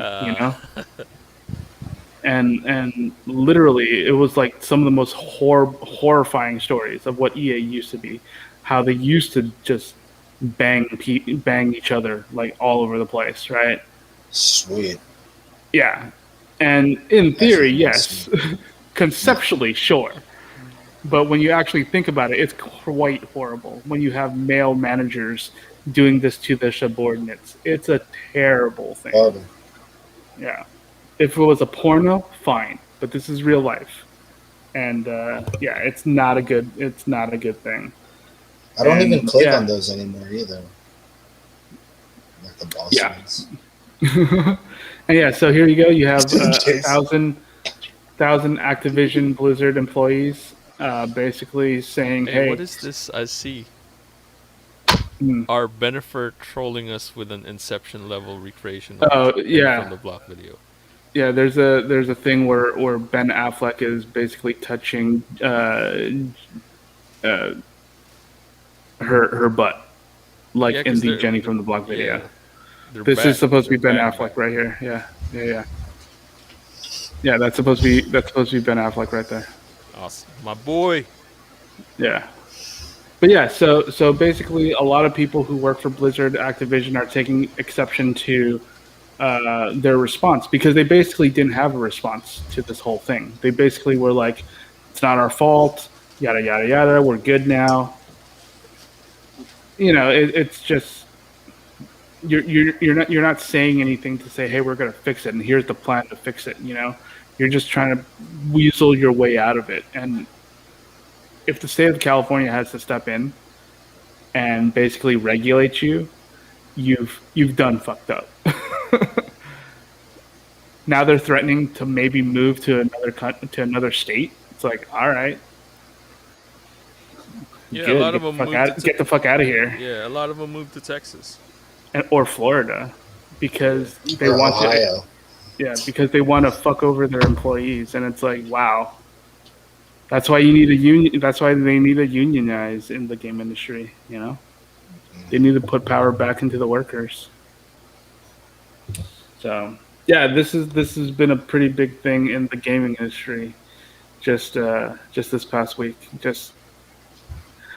I mean, it's pretty ridiculous. There is one story in the lawsuit where one girl naked pictures were passed around amongst the employees, amongst the management, to the point where, you know, she was bullied so much that she killed herself. You know, Wow. so And this was this year? no, not this year. This is during the whole Blizzard, all the things that's happened throughout the history of Blizzard. Gotcha. You know, because there's all these different stories, and one of the most crazy stories, most fucked up stories, is this issue of this woman, you know, driven to basically commit suicide because of the amount of bullying, the amount of harassment, the amount of hazing that went on at this company. I mean, obviously, that is an extreme example of what happened, but that is something that's happened. You know, someone died because of what these people are doing, and this company basically is trying to shift the blame onto someone else. So it's really disgusting. It doesn't really matter to me in terms of me boycotting them because I haven't paid for anything from Blizzard in ever. So it doesn't really matter to me. But I mean, I don't know if this can really. I don't know if anything can change. Is basically what I'm trying to say, because I don't think people care, and that's just messed up. I feel. So, anyways, Let's get on to the next one, though, Waldo. We got about next, 30 minutes, less than 30 minutes left, guys. This is a Hub 408, episode 95. We're just doing the news. Let's get on to the next one. we'll go through some quick stuff. Cleveland Indians changed their name Yep. to the. Oh, let me hold on one Can you guys second. hear? Can you guys hear that?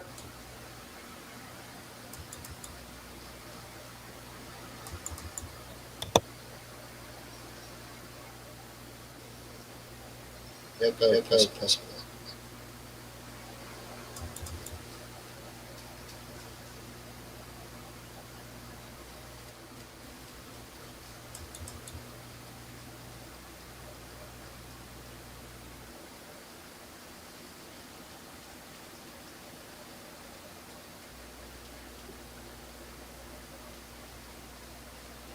Go ahead, Ninja.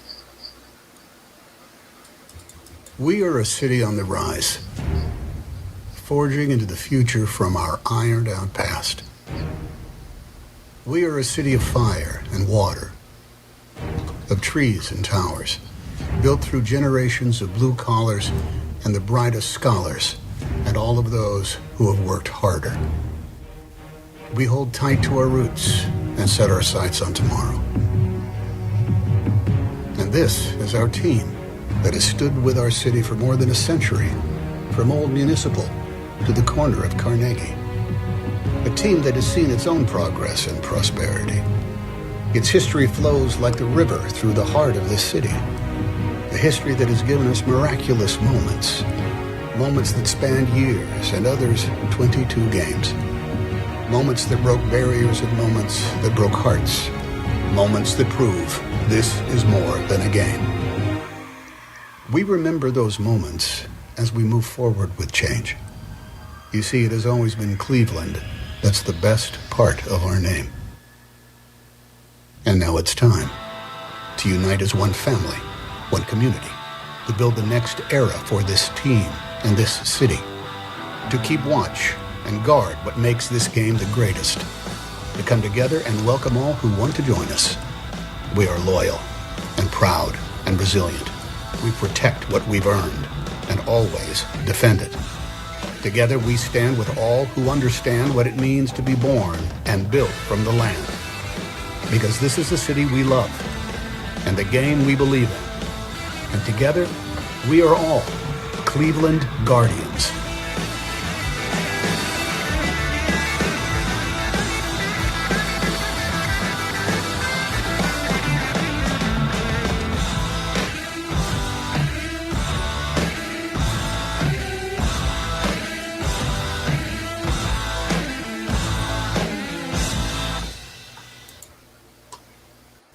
All right, so what do you guys think? They got a brand new logo. There's a G logo. It looks like Thor wings on the side of Thor's helmet, going across, enveloping the ball, and we have that Guardians logo that's almost reminiscent of the Cleveland, right? Cleveland was written out that way, right? Yeah. Yep. Script. Yeah. What do you guys think? I saw a meme where they just put. Remember, Big Boss Man was the Red Guardian.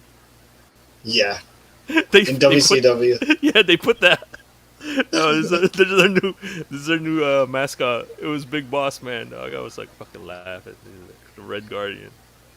He was just wearing a red beret and a fucking red jacket, and his trademark aviators. Dude. Oh man, Big Boss Man. It was fucking awesome. Do you like though the change? I mean,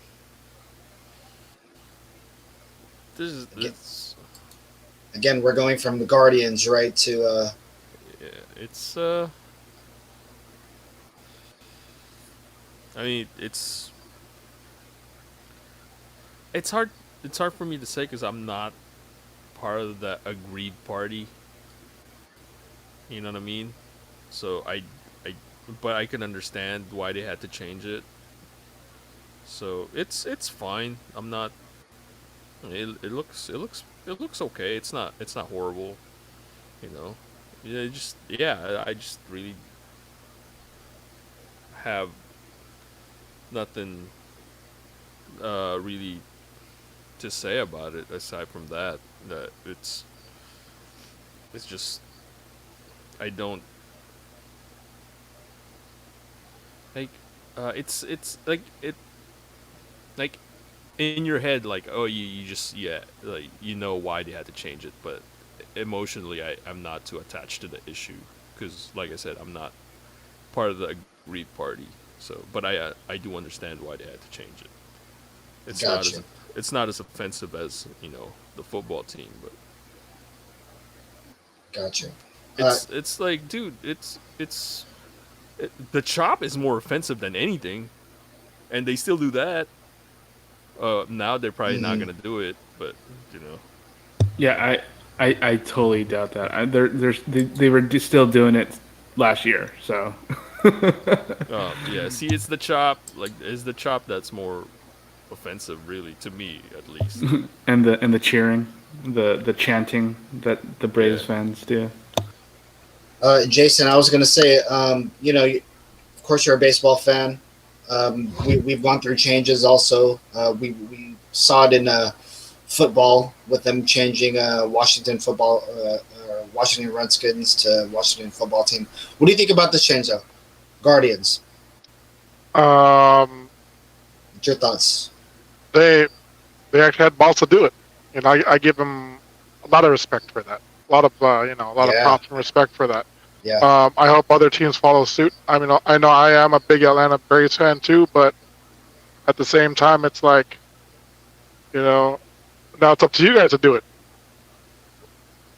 You know, so at least they're not like the Washington Football Team. I'm like, bro. So I'm bad. like, it's like the easiest. It's like the easiest thing you can do. Just call yourselves the Sentinels, Washington Sentinels, just like a freaking hockey team. Or you can go Washington Monuments. You can literally call them the Monuments. That'd be gross. That'd be gross. Monuments. It could be the monument. It could That's be anything. It could horrible. literally be anything. It doesn't even. It almost It's gonna doesn't matter. The it's fact gonna that they're be, like, oh, it's so hard to go to change our name to something. No, it's not. It's not. It's not. Just pick It's something. really not. Pick Just pick something.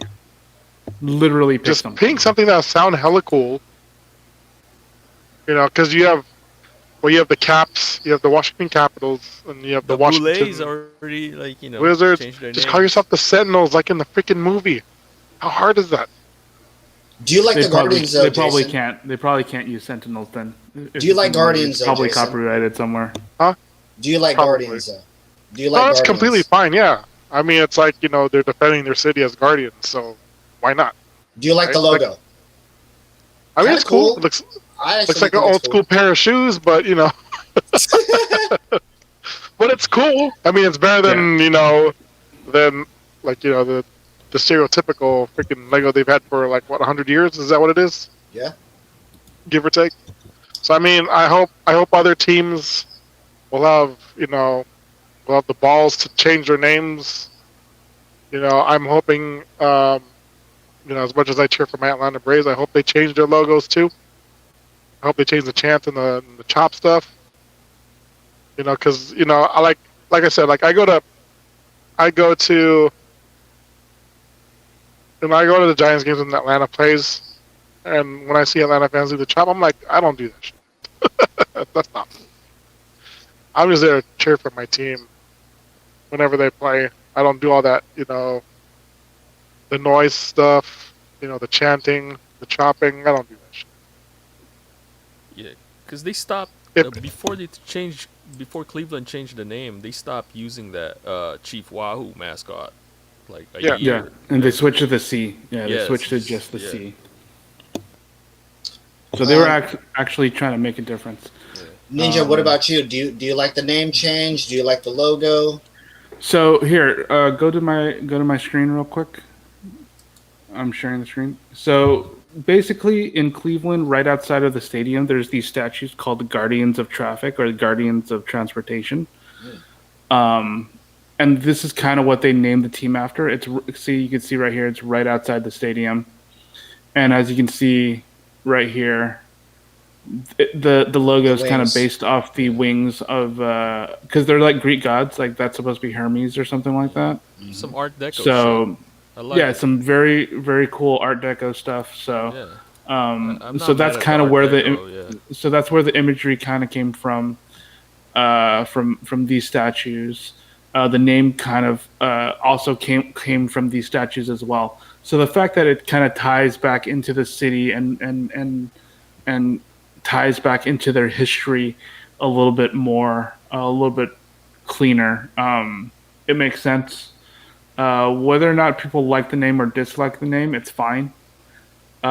Is the logo kind of wonky? It kind of is, but whatever. It's a logo, right? They should have just put LeBron's face in there. Yeah. Wait, with the receding hairline though, right? And the patches missing. Yeah. That looks like LeBron's hairline right there, actually. Right, where you see the stitching. That kind of looks like his hairline right there. But I mean, here's the thing, right? Like again, picking a name is not that hard. Look at Las Vegas, Golden Knights, boom, done. Seattle, Kraken, done. You know, it's Just pick a name. just pick a name. Just Pick a damn literally name. pick a name. It's not that hard. I was gonna say I think the name's kind of cool. I like Jason's idea, but I've been saying it for a long time. Get rid of all those names. Get rid of the Seminoles. Get rid of whatever offensive. Did the hockey team change theirs yet? I mean, all those logos. Just get all that. Just get all that stuff. With the Blackhawks. Just I mean the everything. Blackhawks, Chicago Blackhawks. Yeah, just get all that stuff out of here. You know what I mean? It's tough when literally the first Americans, you know what I mean? Literally, when they got to be looked at for many, many years, characterized. I've even heard of some where they say that they don't mind it, but also that's very damaging. That's like, all right, well, you know, if people are gonna know me because of some like Filipino character, you know, like a Juan Tamad type or something, a Mang Tomas. I ain't no Mang Tomas, you know what I'm saying? But if they're gonna associate me with that, I'm gonna be like, yo, let's get rid of that shit. You know what I mean? So just like what Jay said, I hope these other teams have the balls to go and change it, because you kind of got to give it up to Cleveland for that, for them to like not dance around the issue. Like, hey, let's change this. Not only that, well, I don't know. Maybe would you have gotten Tom Hanks to do the voiceover?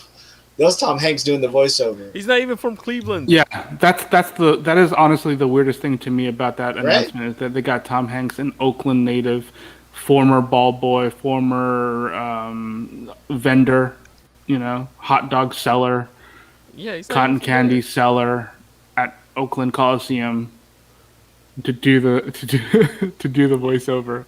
For Cleveland, that's hella funny. It's just like, Yeah, when he said this is our town or whatever, this is our city. It's like, that was the first thing. You weren't from. You're not from there.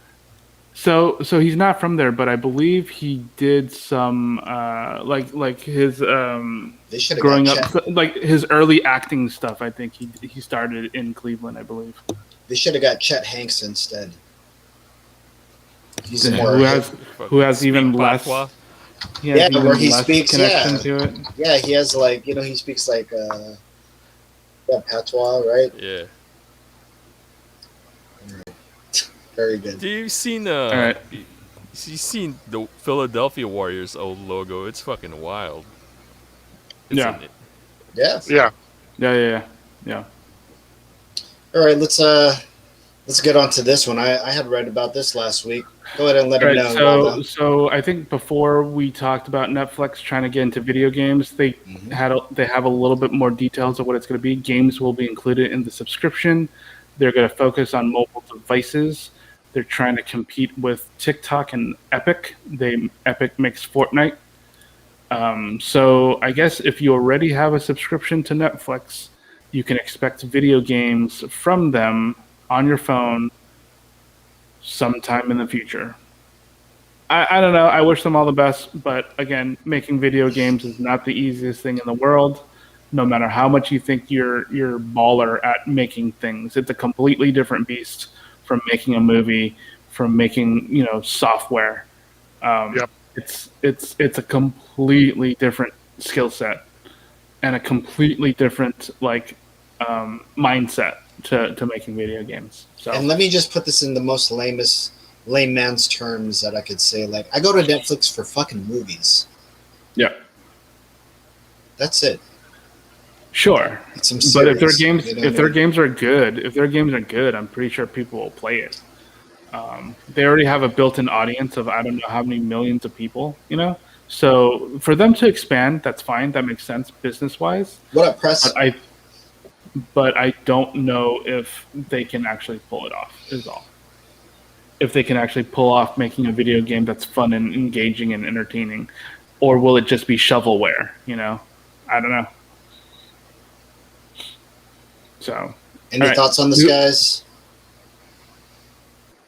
How Nah. much is Nah. it, how much is it gonna increase your membership? Oh God, yeah, I have no idea. God, I hope not.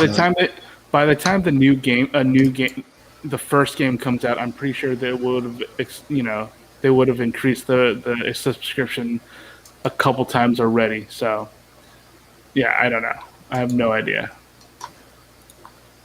Oh, press play is saying Uh, what game? They're Netflix is trying to get into the video game mobile business. Yeah, this is Netflix Studios, I guess you could say. Netflix Gaming Studios.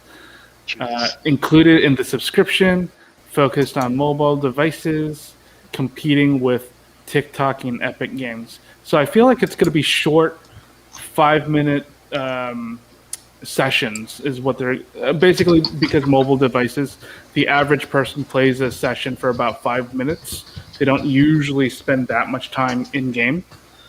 So TikTok is a very telling benchmark, because TikToks last a few seconds, usually maybe yeah. a minute.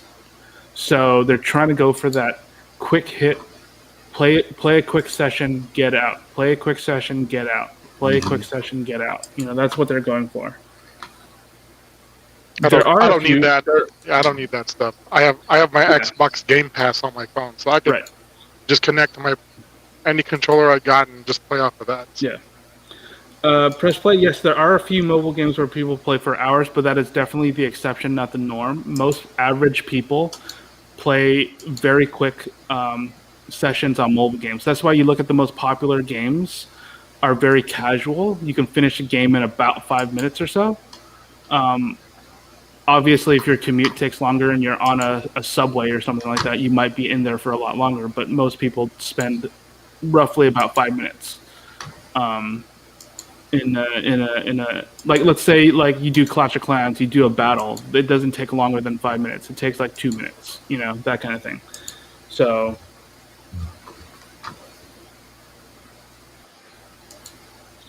So they're gonna, yeah. So yeah, they're definitely trying to focus on. It looks like a more casual player, a more casual market is what they're trying to break into. So interesting. I don't know if they're going to do it, but if they can do it, are they just going to make match 3 games? I don't know. Those are the most popular games in the casual mobile environment. So. Yeah, press play. That's true. There are MMORPGs, but most people don't grind MMOs on a mobile phone, and this is what they're trying to gear their games towards initially. Obviously, in the future that could change, but initially, I feel like they're going to go for a more casual market, something that appeals to as many people as possible. So, again, those kinds of things don't really make a whole lot of money, but if it's included in your subscription, it kind of doesn't matter. All right. So yeah, next story.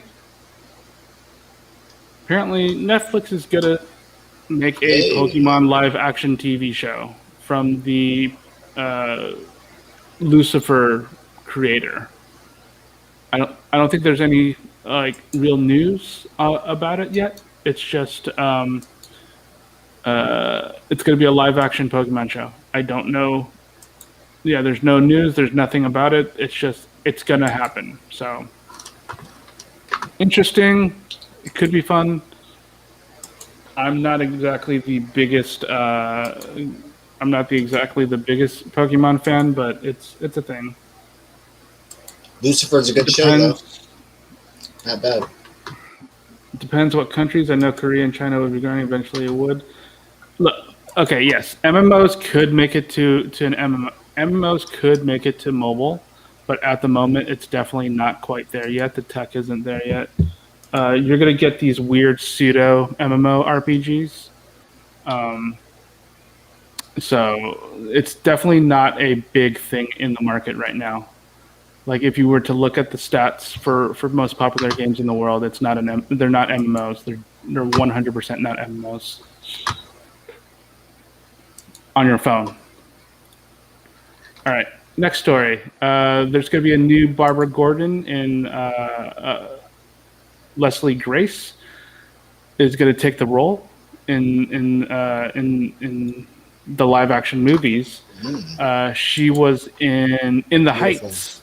If anyone watched that movie, it's the Lin-Manuel Miranda musical that came out that he made before Hamilton, that they made it into a movie, and she's going to be the new Batgirl. Okay. So that should be pretty cool, pretty interesting. I haven't watched In the Heights, so I don't really know, but they're making a Batgirl movie. I like the Batgirl character, so I'm looking forward to this. But then again, it's supposed to be a DC movie, so that's where I'm kind of like, I don't know if I want to watch series. or a series. I don't know. Okay. DC Films, so I Okay. assume it's a movie. The film will bow on HBO Max, so it's going to come out on HBO Max at some point in time in the future. So we'll see what happens there. No real details yet. Next story. They're making an Injustice animated movie. This is based on the video game Injustice, where Superman basically goes fucking sick. evil. Flicking peanuts Superman look. Yes. Yeah, where he goes evil because Lois Lane gets killed. Superman snaps, and everyone tries to stop him. And so this is based on the video game. They're making an animated movie. This should be Richard pretty Pryor cool. Fucking synthesized black kryptonite. You put nicotine on the fucking kryptonite. That's why he's like that. Menthol, huh?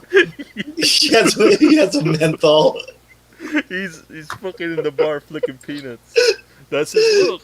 That's his Superman look. That's his look right there. Remember for he's sure. like, "What do you want, huh? No!" Right when he's like leaving the bar and shit. Right? Oh shit. So DC animated stuff is usually a lot better than their movies, so I have high hopes for this one. This should be pretty cool. They usually do a lot of the alt universe stuff really well. Like, what's it called? All Star Superman was one of my favorite animated stuff. Red Sun is also really good. So hopefully this will turn out to be just as good. Should be fun. Jordan Peele is coming out with a new movie. The only thing about it is that it just has a poster. Don't really know what it's about. Seems kind of wonky. Let me see if I can click on it. Well, I don't know why it's not coming up. Anyways, it just looks like a cloud. Looks like a haunted cloud of some type. They're gonna have the E40 song in here, I bet, right? And he's gonna remix it. Which one? Nope. Yup. Nope. Yup. Nope. Like how he remixed. Yeah, it's I Got it's Five gonna on be It. super creepy. Yeah. Yeah, it's gonna be hella creepy and slow, and haunting maybe. It's gonna be E40. It'd be like, ooh. Like what? So yeah, again, no idea what this is going to be about. It's really just a cloud with like these ribbons of flags or something like that. So it's weird. Yeah, that's really about it. Nothing else we know about it except who's in it.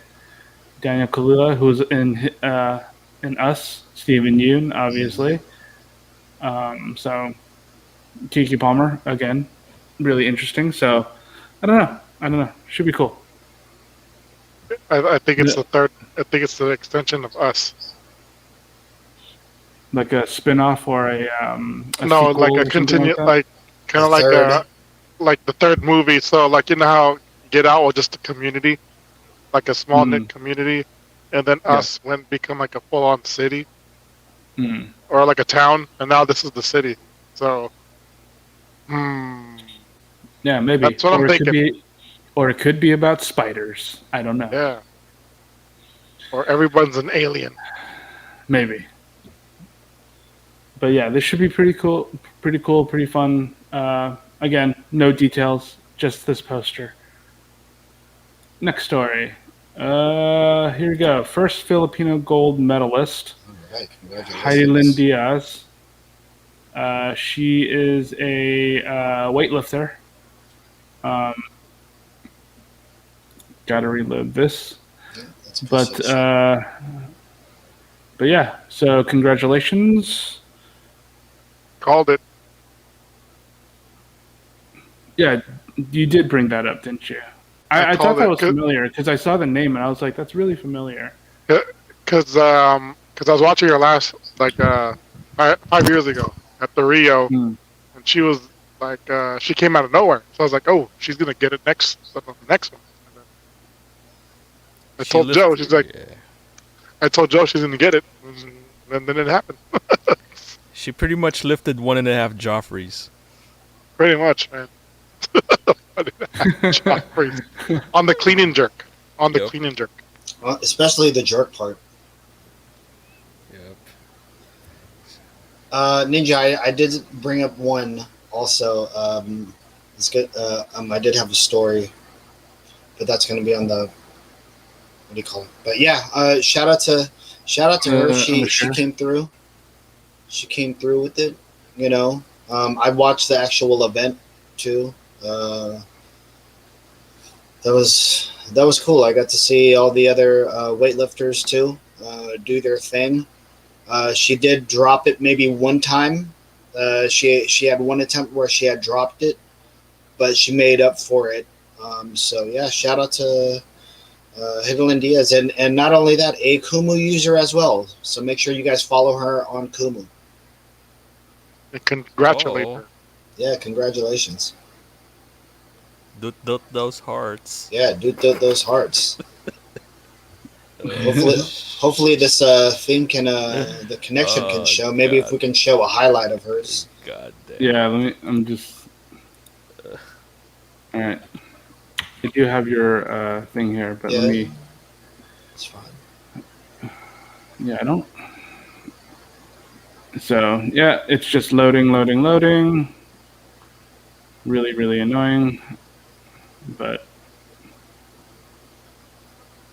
I'm not even on Wi-Fi. I'm on connected everything. I think it's just because it's on my work laptop, and it's made for work and not for like loading stuff, unfortunately. Mm. So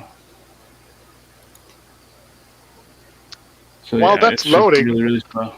While Yeah. that's loading, let's talk about the fall of U.S. men's basketball really quick. Jason, I did want to No, say sure. that I was not asleep yet. I was about to go to sleep. I turned it on, the Olympics, because I do have the Peacock app. And with 4 minutes to go, I'm glad that there was a game for me to watch. So Kenny I got Jordan? to watch this crumble in real time. This was how I started my Saturday morning. It was about 6 in the morning, so a little past 6 in the morning. But man, what a collapse! And I seen this article, and maybe I could rephrase it here. Maybe Greg Popovich isn't a good Olympic coach. He's not. Step better. Dude, It's like they had like it's like fucking KD and fucking they missed 5 straight open shots, dog. They played sloppy as shit, guys. Damian Lillard looked human. Everyone looked human. Everyone looked beat. Steps better, that's what. Yo, I will give props to Holiday. He was balling still. You know, he just won the championship. Yo, shout out to the Bucks. You know what I mean? But these guys, they waited for the Middleton and them to come through, and man, what was the final score on that game, guys? They lost by like 6 or 7, right? But that was tough to watch. That was tough to watch. They didn't even put up 80. That's the sad part. They got like the 76 or some shit. Like Yeah, 78, I believe. It was weird. I'm like, huh. Great. It's one game, dog. All right, wait, hold on real quick. Is this the last piece of news right here? All right, last piece of news. Skateboarding makes its Olympic debut with All right, painful play that. groin shot. Yes, So play that video. the video it won't show it. It's been disabled in response to a report by copyright. Oh. So it's been copyrighted, so yeah, we can't really watch it. But apparently, this guy knocked himself in the balls. Damn, that was you guys would have. What country was he from?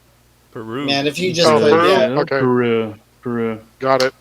Well, welcome to the Olympics. damn, there's no way we can share that. I've seen Not plenty. in this So one. I've seen plenty of crotch to rail. So Well, we've all seen Bales, but it would have been fun to show an Olympic Bale.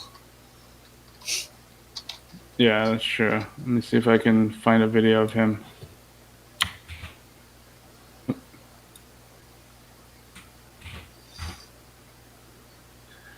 Let's see if we can find a video of this guy. The 13-year-old girl from Japan, though, she won. Yeah.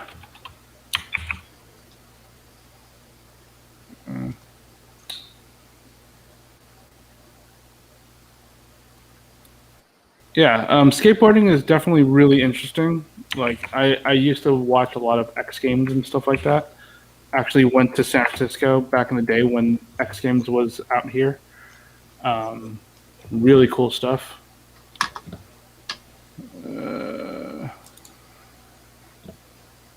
See if there's a video for it right here. Oh, did I click on that?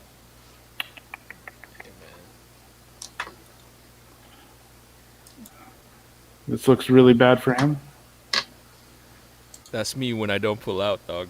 That's my face. jeez. Wow. Of agony. The agony of defeat. Yes. Do you got it? Okay. There we go.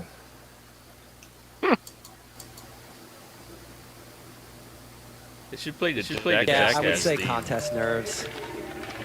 Now, these guys...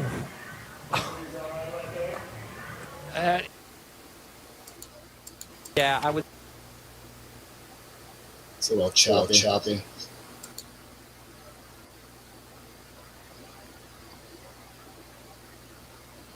These guys... Play it one more time, Waldo. That is not. Sorry about that. Yeah, I would say contest nerves. Now, these guys... I'm sorry. Play it again. On a crash on course, and he is. I would say contest nerves. Now, these guys... That is not. Very good. I would say contest nerves. Now, these guys... would say contest nerves. Would say contest nerves. Say contest nerves. Now, contest nerves. Contest nerves.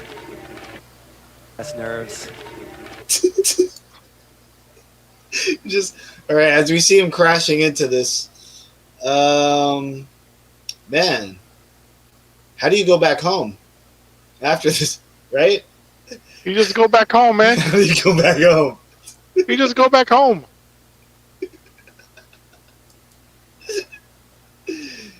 Oh man!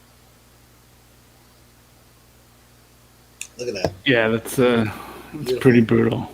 Welcome to the Olympics. Welcome to the Olympics. I mean, God. yeah, you're a meme now.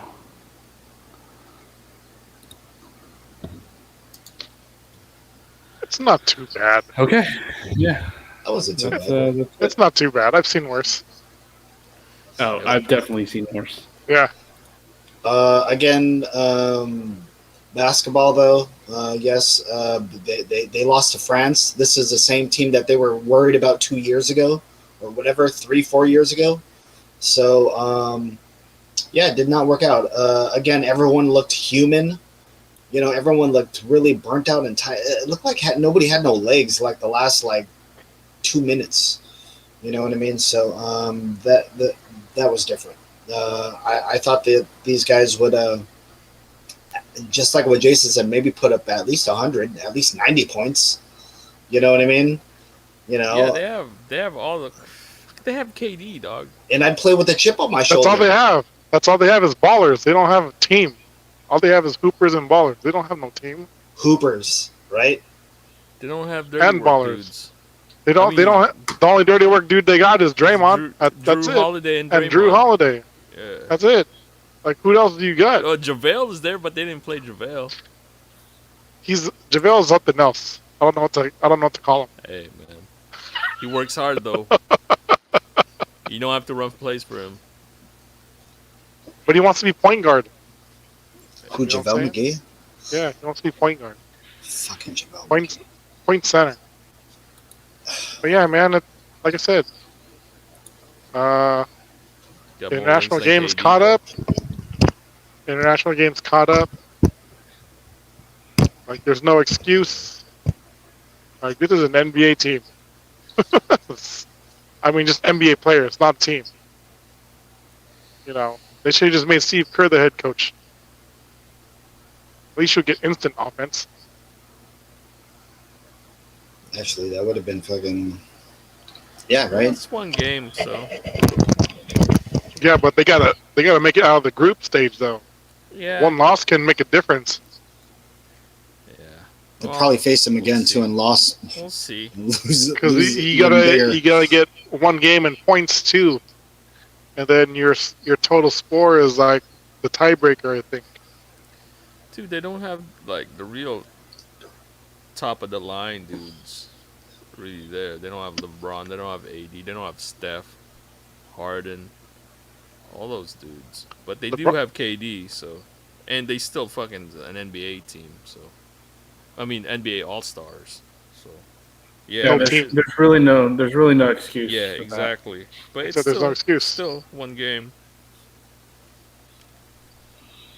Yeah, but this is the real deal now. The exhibition games, everyone was saying, it's only exhibition. Now it's actually these actually count.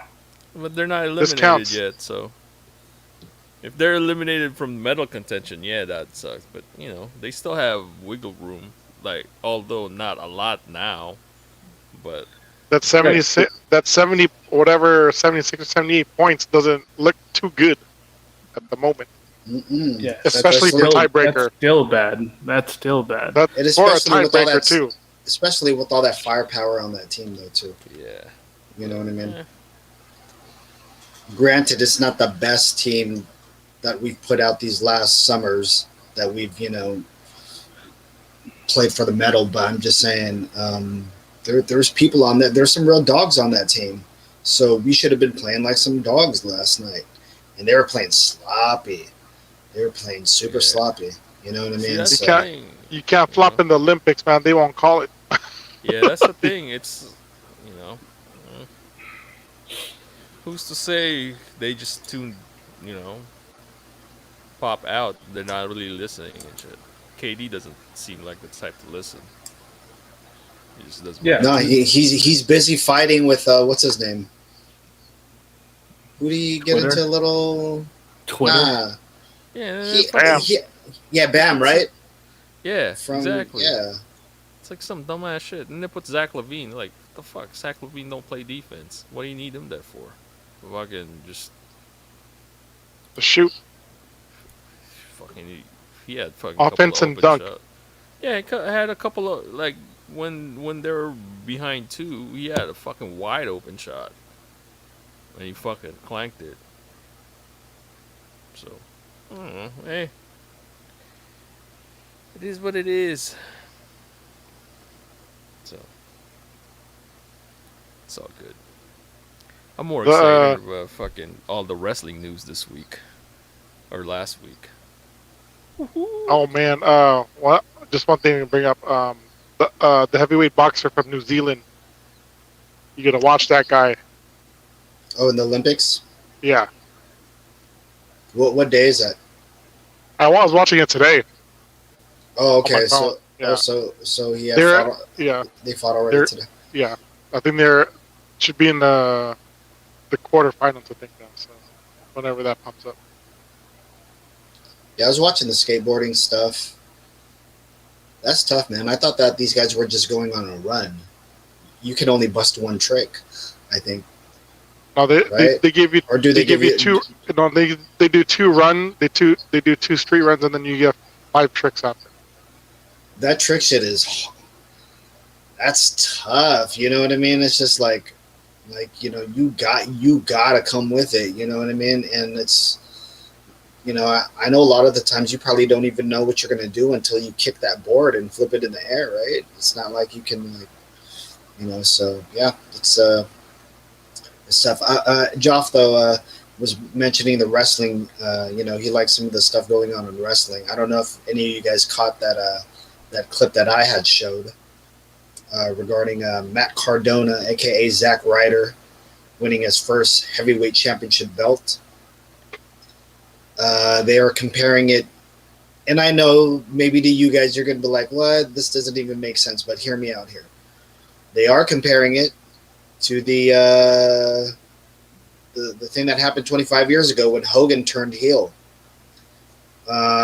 Basically, these guys did not see Matt Cardona winning this match at all.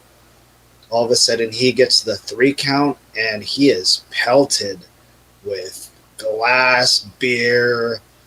I mean, I believe the capacity in that place might have been at like 1,500 or maybe 2,000 or something like that. But they completely destroyed the ring.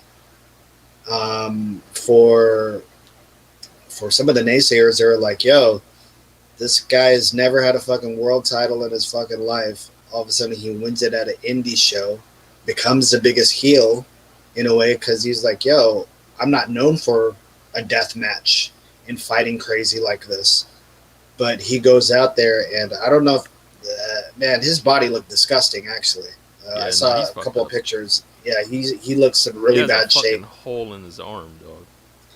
He got cut with a pizza cutter, slicer, numerous times to the forehead, and I believe the audience threw it back in the ring too. But if you saw the amount of garbage that they threw, these guys not only were vicious, but then the cameraman also goes into the crowd after. And remember how we had that sign, or remember how Ninja showed that sign about, prove to us you're unvaccinated? It seemed like that kind of crowd too. Yeah. It seemed like a whites only crowd. I'm cool with the light tubes. I don't like that shit, but But well, first of all, I'm not a fan of. I'm not a fan of death matches. Also, some people call it garbage wrestling and stuff like that. I used to like that stuff. You know what I mean? But that was hard to watch. But the image of Zack Ryder, Matt Cardona flipping off the crowd in his blood-soaked shirt, holding a belt. Yeah, he came in with all white gear. Yeah, he was wearing all white at the beginning. And then he knew what he was doing. Yeah, he knew what he was doing. Yeah, so it's kind of a badass thing. And not only that, this is one guy, if you think about this, this was the one and first guy in wrestling to do content creating on their own. He said, hey, the company's not going to get behind me. I'm going to do this internet thing. And regardless of what, and got punished for it. But regardless of how you feel about that wrestler, man, it's kind of cool to see somebody feel good for themselves. Yeah. Like for other people, oh, well, it's not the WWE. It's not a major company. It's not a major title. But this person is happy in their life. They content create online. He has a cool girlfriend or wife, fiance that supports his thing also. So, man, props to him. Again, I didn't watch the whole match. I just watched maybe the last 2 minutes all the way up into the finish. So, kind of crazy. I just love seeing the reaction of a crowd sometimes. Sometimes you just want to see somebody react like that. Kind of like the same way. I don't know if you guys saw it, but that John Cena pop, when he came back, that one, what was that, for Money in the Bank? Right? Yeah. I haven't heard a pop like that in 20 years. That was a crazy pop. Because you know how there's like that pop where the music comes out and then all of a sudden you get that roar of the crowd. Yeah. And then when they come back, then when they come onto the entrance, you get that even bigger. This one was deafening. And it was weird that, wow, we're finally giving John Cena his flowers. I'm always You know what I dubious mean? of WWE's. I'm sure it's a loud pop, but they're always kind of fucking. Canned heat. Yeah, they do Yeah. some enhanced shit. I don't think this one was canned, though. Yeah. I think people were really I know. genuinely Yeah, happy to see Cena. to scream loud Yep. like that. Yep. So, kind of cool. Kind of cool. But hey, if this is true, the news, fucking AEW, I'm fucking psyched. CM Punk's back. Daniel Bryan's back. Could be possible. I believe the next event is in Chicago. Yup. So there is that That's possibility. gonna be fucking nuts. And everyone's being quiet about it too. Yup. I believe Conan asked Tony Khan straight Yeah, up. He he was wasn't- like, "Hey, Couldn't tell him. are you using Daniel Bryan because I want to use him in Mexico?" And he was like, I can't tell you that." So he's like, "Fuck, man, I want to use him in Mexico. Or, can we do it or not?" So He just Yeah. smiled at him. He says, like, yeah, he just smiled at him. Man, I can't.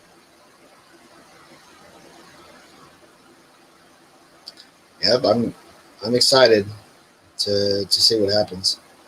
Oh, I think we lost Jeff. Oh, there we go, Jeff. Yeah. Nah, like, plus,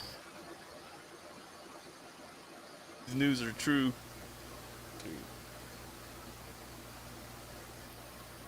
It's gonna be a good summer for wrestling fans, or at least September. Hopefully. We're going to go now on Kumu, though. So bye to everybody on Kumu. We love y'all. Take care. Episode 96 on Kumu. Anything else, guys, that you wanted to talk about before we get up out of here?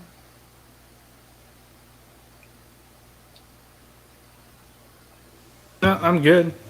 We can. I hope we didn't miss anything. We didn't miss anything, did we? I don't think so. No, nothing. Yeah, I don't think so either. Yeah, I think we're good. Yep. Any last words from you guys? Yeah, stay safe, get vaccinated, wear a mask. Watch He-Man. Yeah. Oh, hold on. Wait, it's Monday. Can we do recos real quick? Let's end it with some recos, though. All right, sorry about that, man. Joff, you got any recos for us? I've just been watching a bunch of Danhausen. It's pretty cool. He entertains me for some reason. He's a funny dude. So if you guys like fucking weird wrestling shit, and He-Man, Danhausen. There we go. Thank you so much. Jay Jericho, any recommendations for this episode? I've been watching Hot Wheels races again on YouTube. The diecast one? No, there's different ones that I've been watching. Which one are you watching? 3D Bot channel? No. Which channel are you watching? There's multiple. Well, can you I can't recommend one, dude? I can't name them all, man. I don't remember the names. I just watch it. Watch 3D Bot Racing, guys. It's the best one. In my opinion, Jason, that's the best one. That's your opinion, but what do doctors call a tiny heart, though?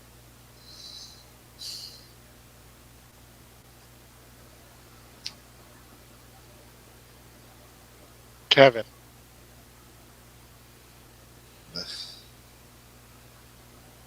Very good. Thank you so much, Jason. I appreciate you. Ninja Iceberg, do you have any recommendations? Yeah, pretty much the only thing I watched this week was He-Man, and we talked about it earlier, but I do recommend it. It's pretty good. So, yeah, check that out. She-Ra's not bad, too. After I watch He-Man, I watch a couple episodes of She-Ra. It's not bad. Oh, you can definitely see why toxic people will fucking complain about that show. Well, I was going to say the recommendation that I can give again. I don't. I've talked about it here before, but oh great! Now I fucking forgot the name of the show now. Maybe you'll remember after you tell a little Johnny story. I don't have it, man. You know what sucks? I'll prep for it an entire week, ready to tell you on a Friday, then I'll fucking forget the entire bit, and I'm like, God damn it.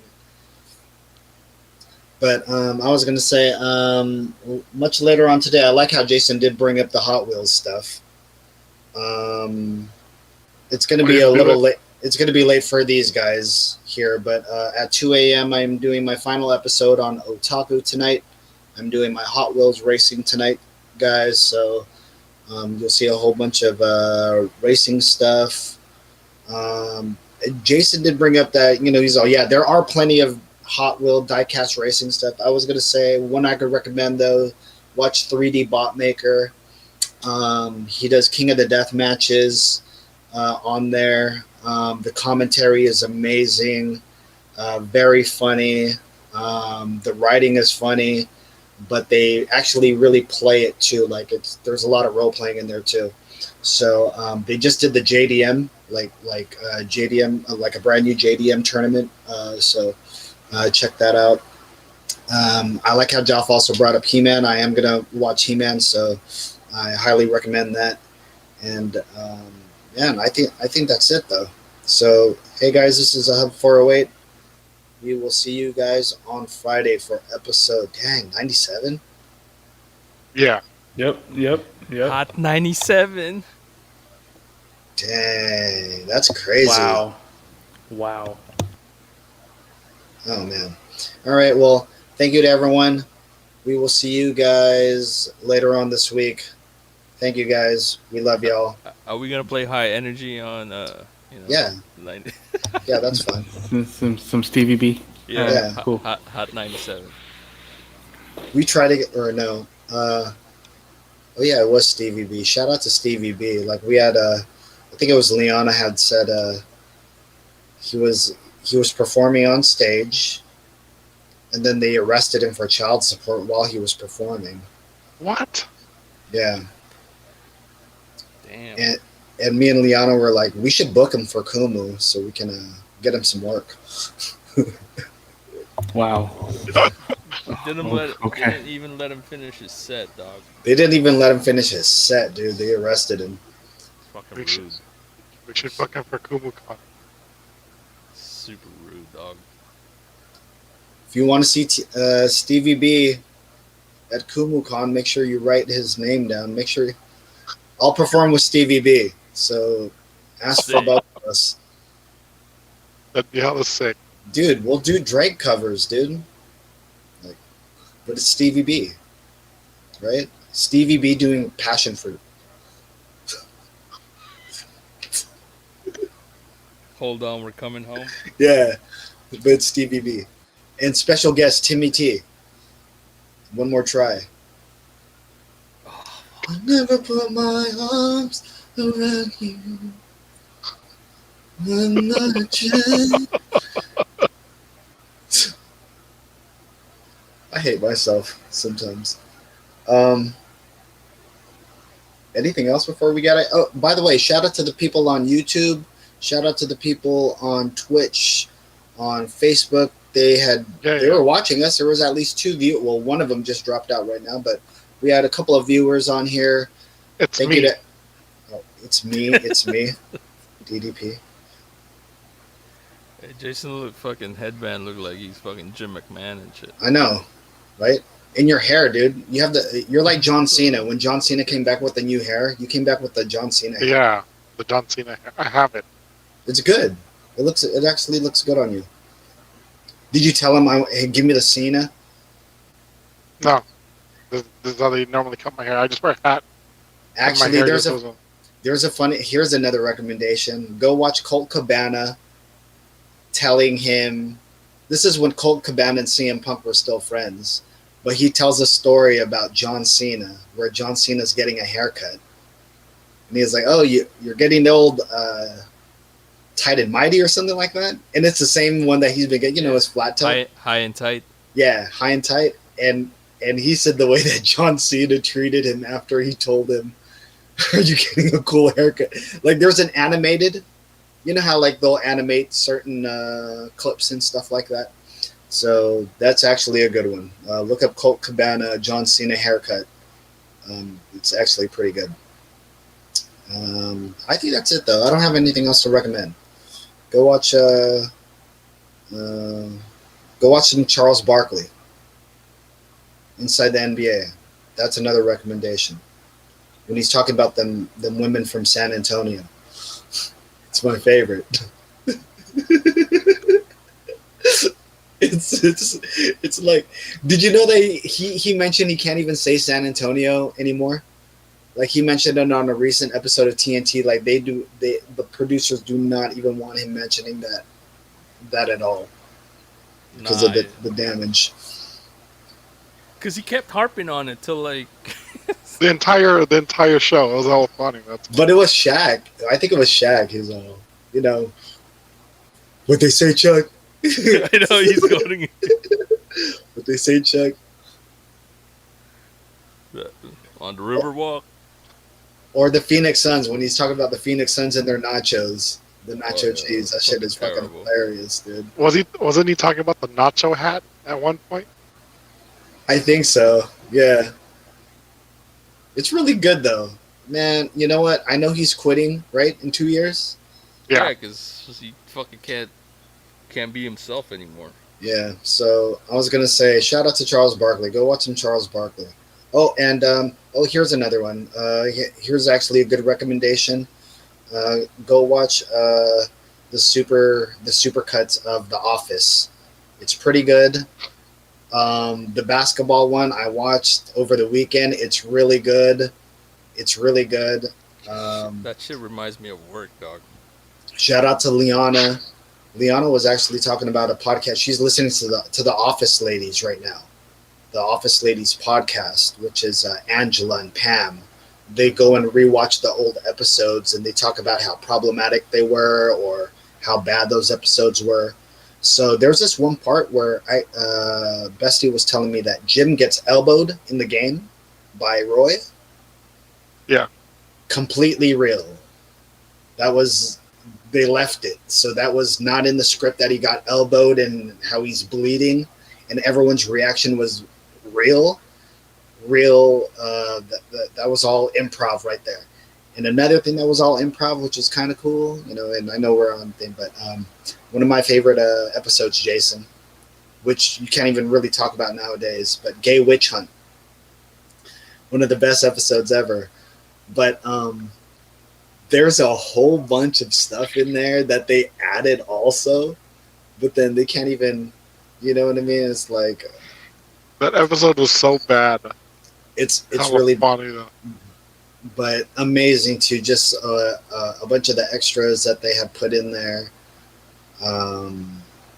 Yeah, there's just so much good stuff. So yeah, that metal detector couldn't stop laughing though. I keep thinking that lady's name is Phyllis for some reason. I don't know why.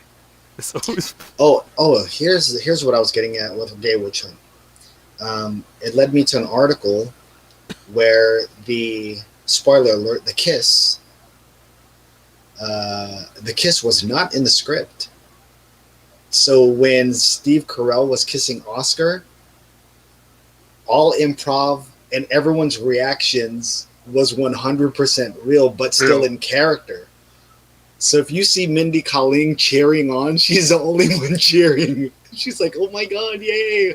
That is a real reaction. And then when you see like Ryan the Temp and everyone like kind of covering their faces, again, real reactions. Oscar even said in a panel, they had a panel interview, he goes, Steve was this far away from my lips. And he was like, "Motherfucker, please don't kiss me. Like, don't do it." And he went for it. He was like, that's why when you see Oscar going, all that stuff, all improv.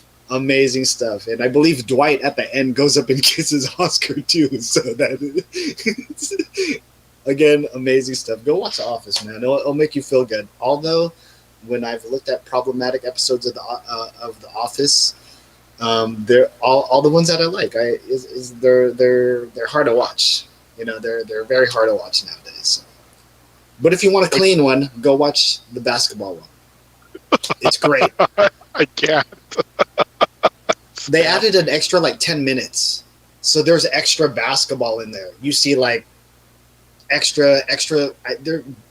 just extra basketball in there. Very cool. You actually see Michael make a shot too, because I don't think in the original one they don't show him make a shot. But he doesn't. He makes a layup and he goes into the trailer where in the docking bay. So it's an and one, but then he ends up like in the trailer and he's just like kind of happy. So it's actually a pretty good episode if you guys want to watch some basketball. It wasn't Dwight wearing the Rip Hamilton mask. Yeah. Yeah, and he wore a Worldcon anime shirt or something like that. That shit fucking drives me nuts, dude. Fucking this motherfucker is wearing a Rip mask. All right, guys. Well, we should end this now. I don't want to keep you working gentlemen up.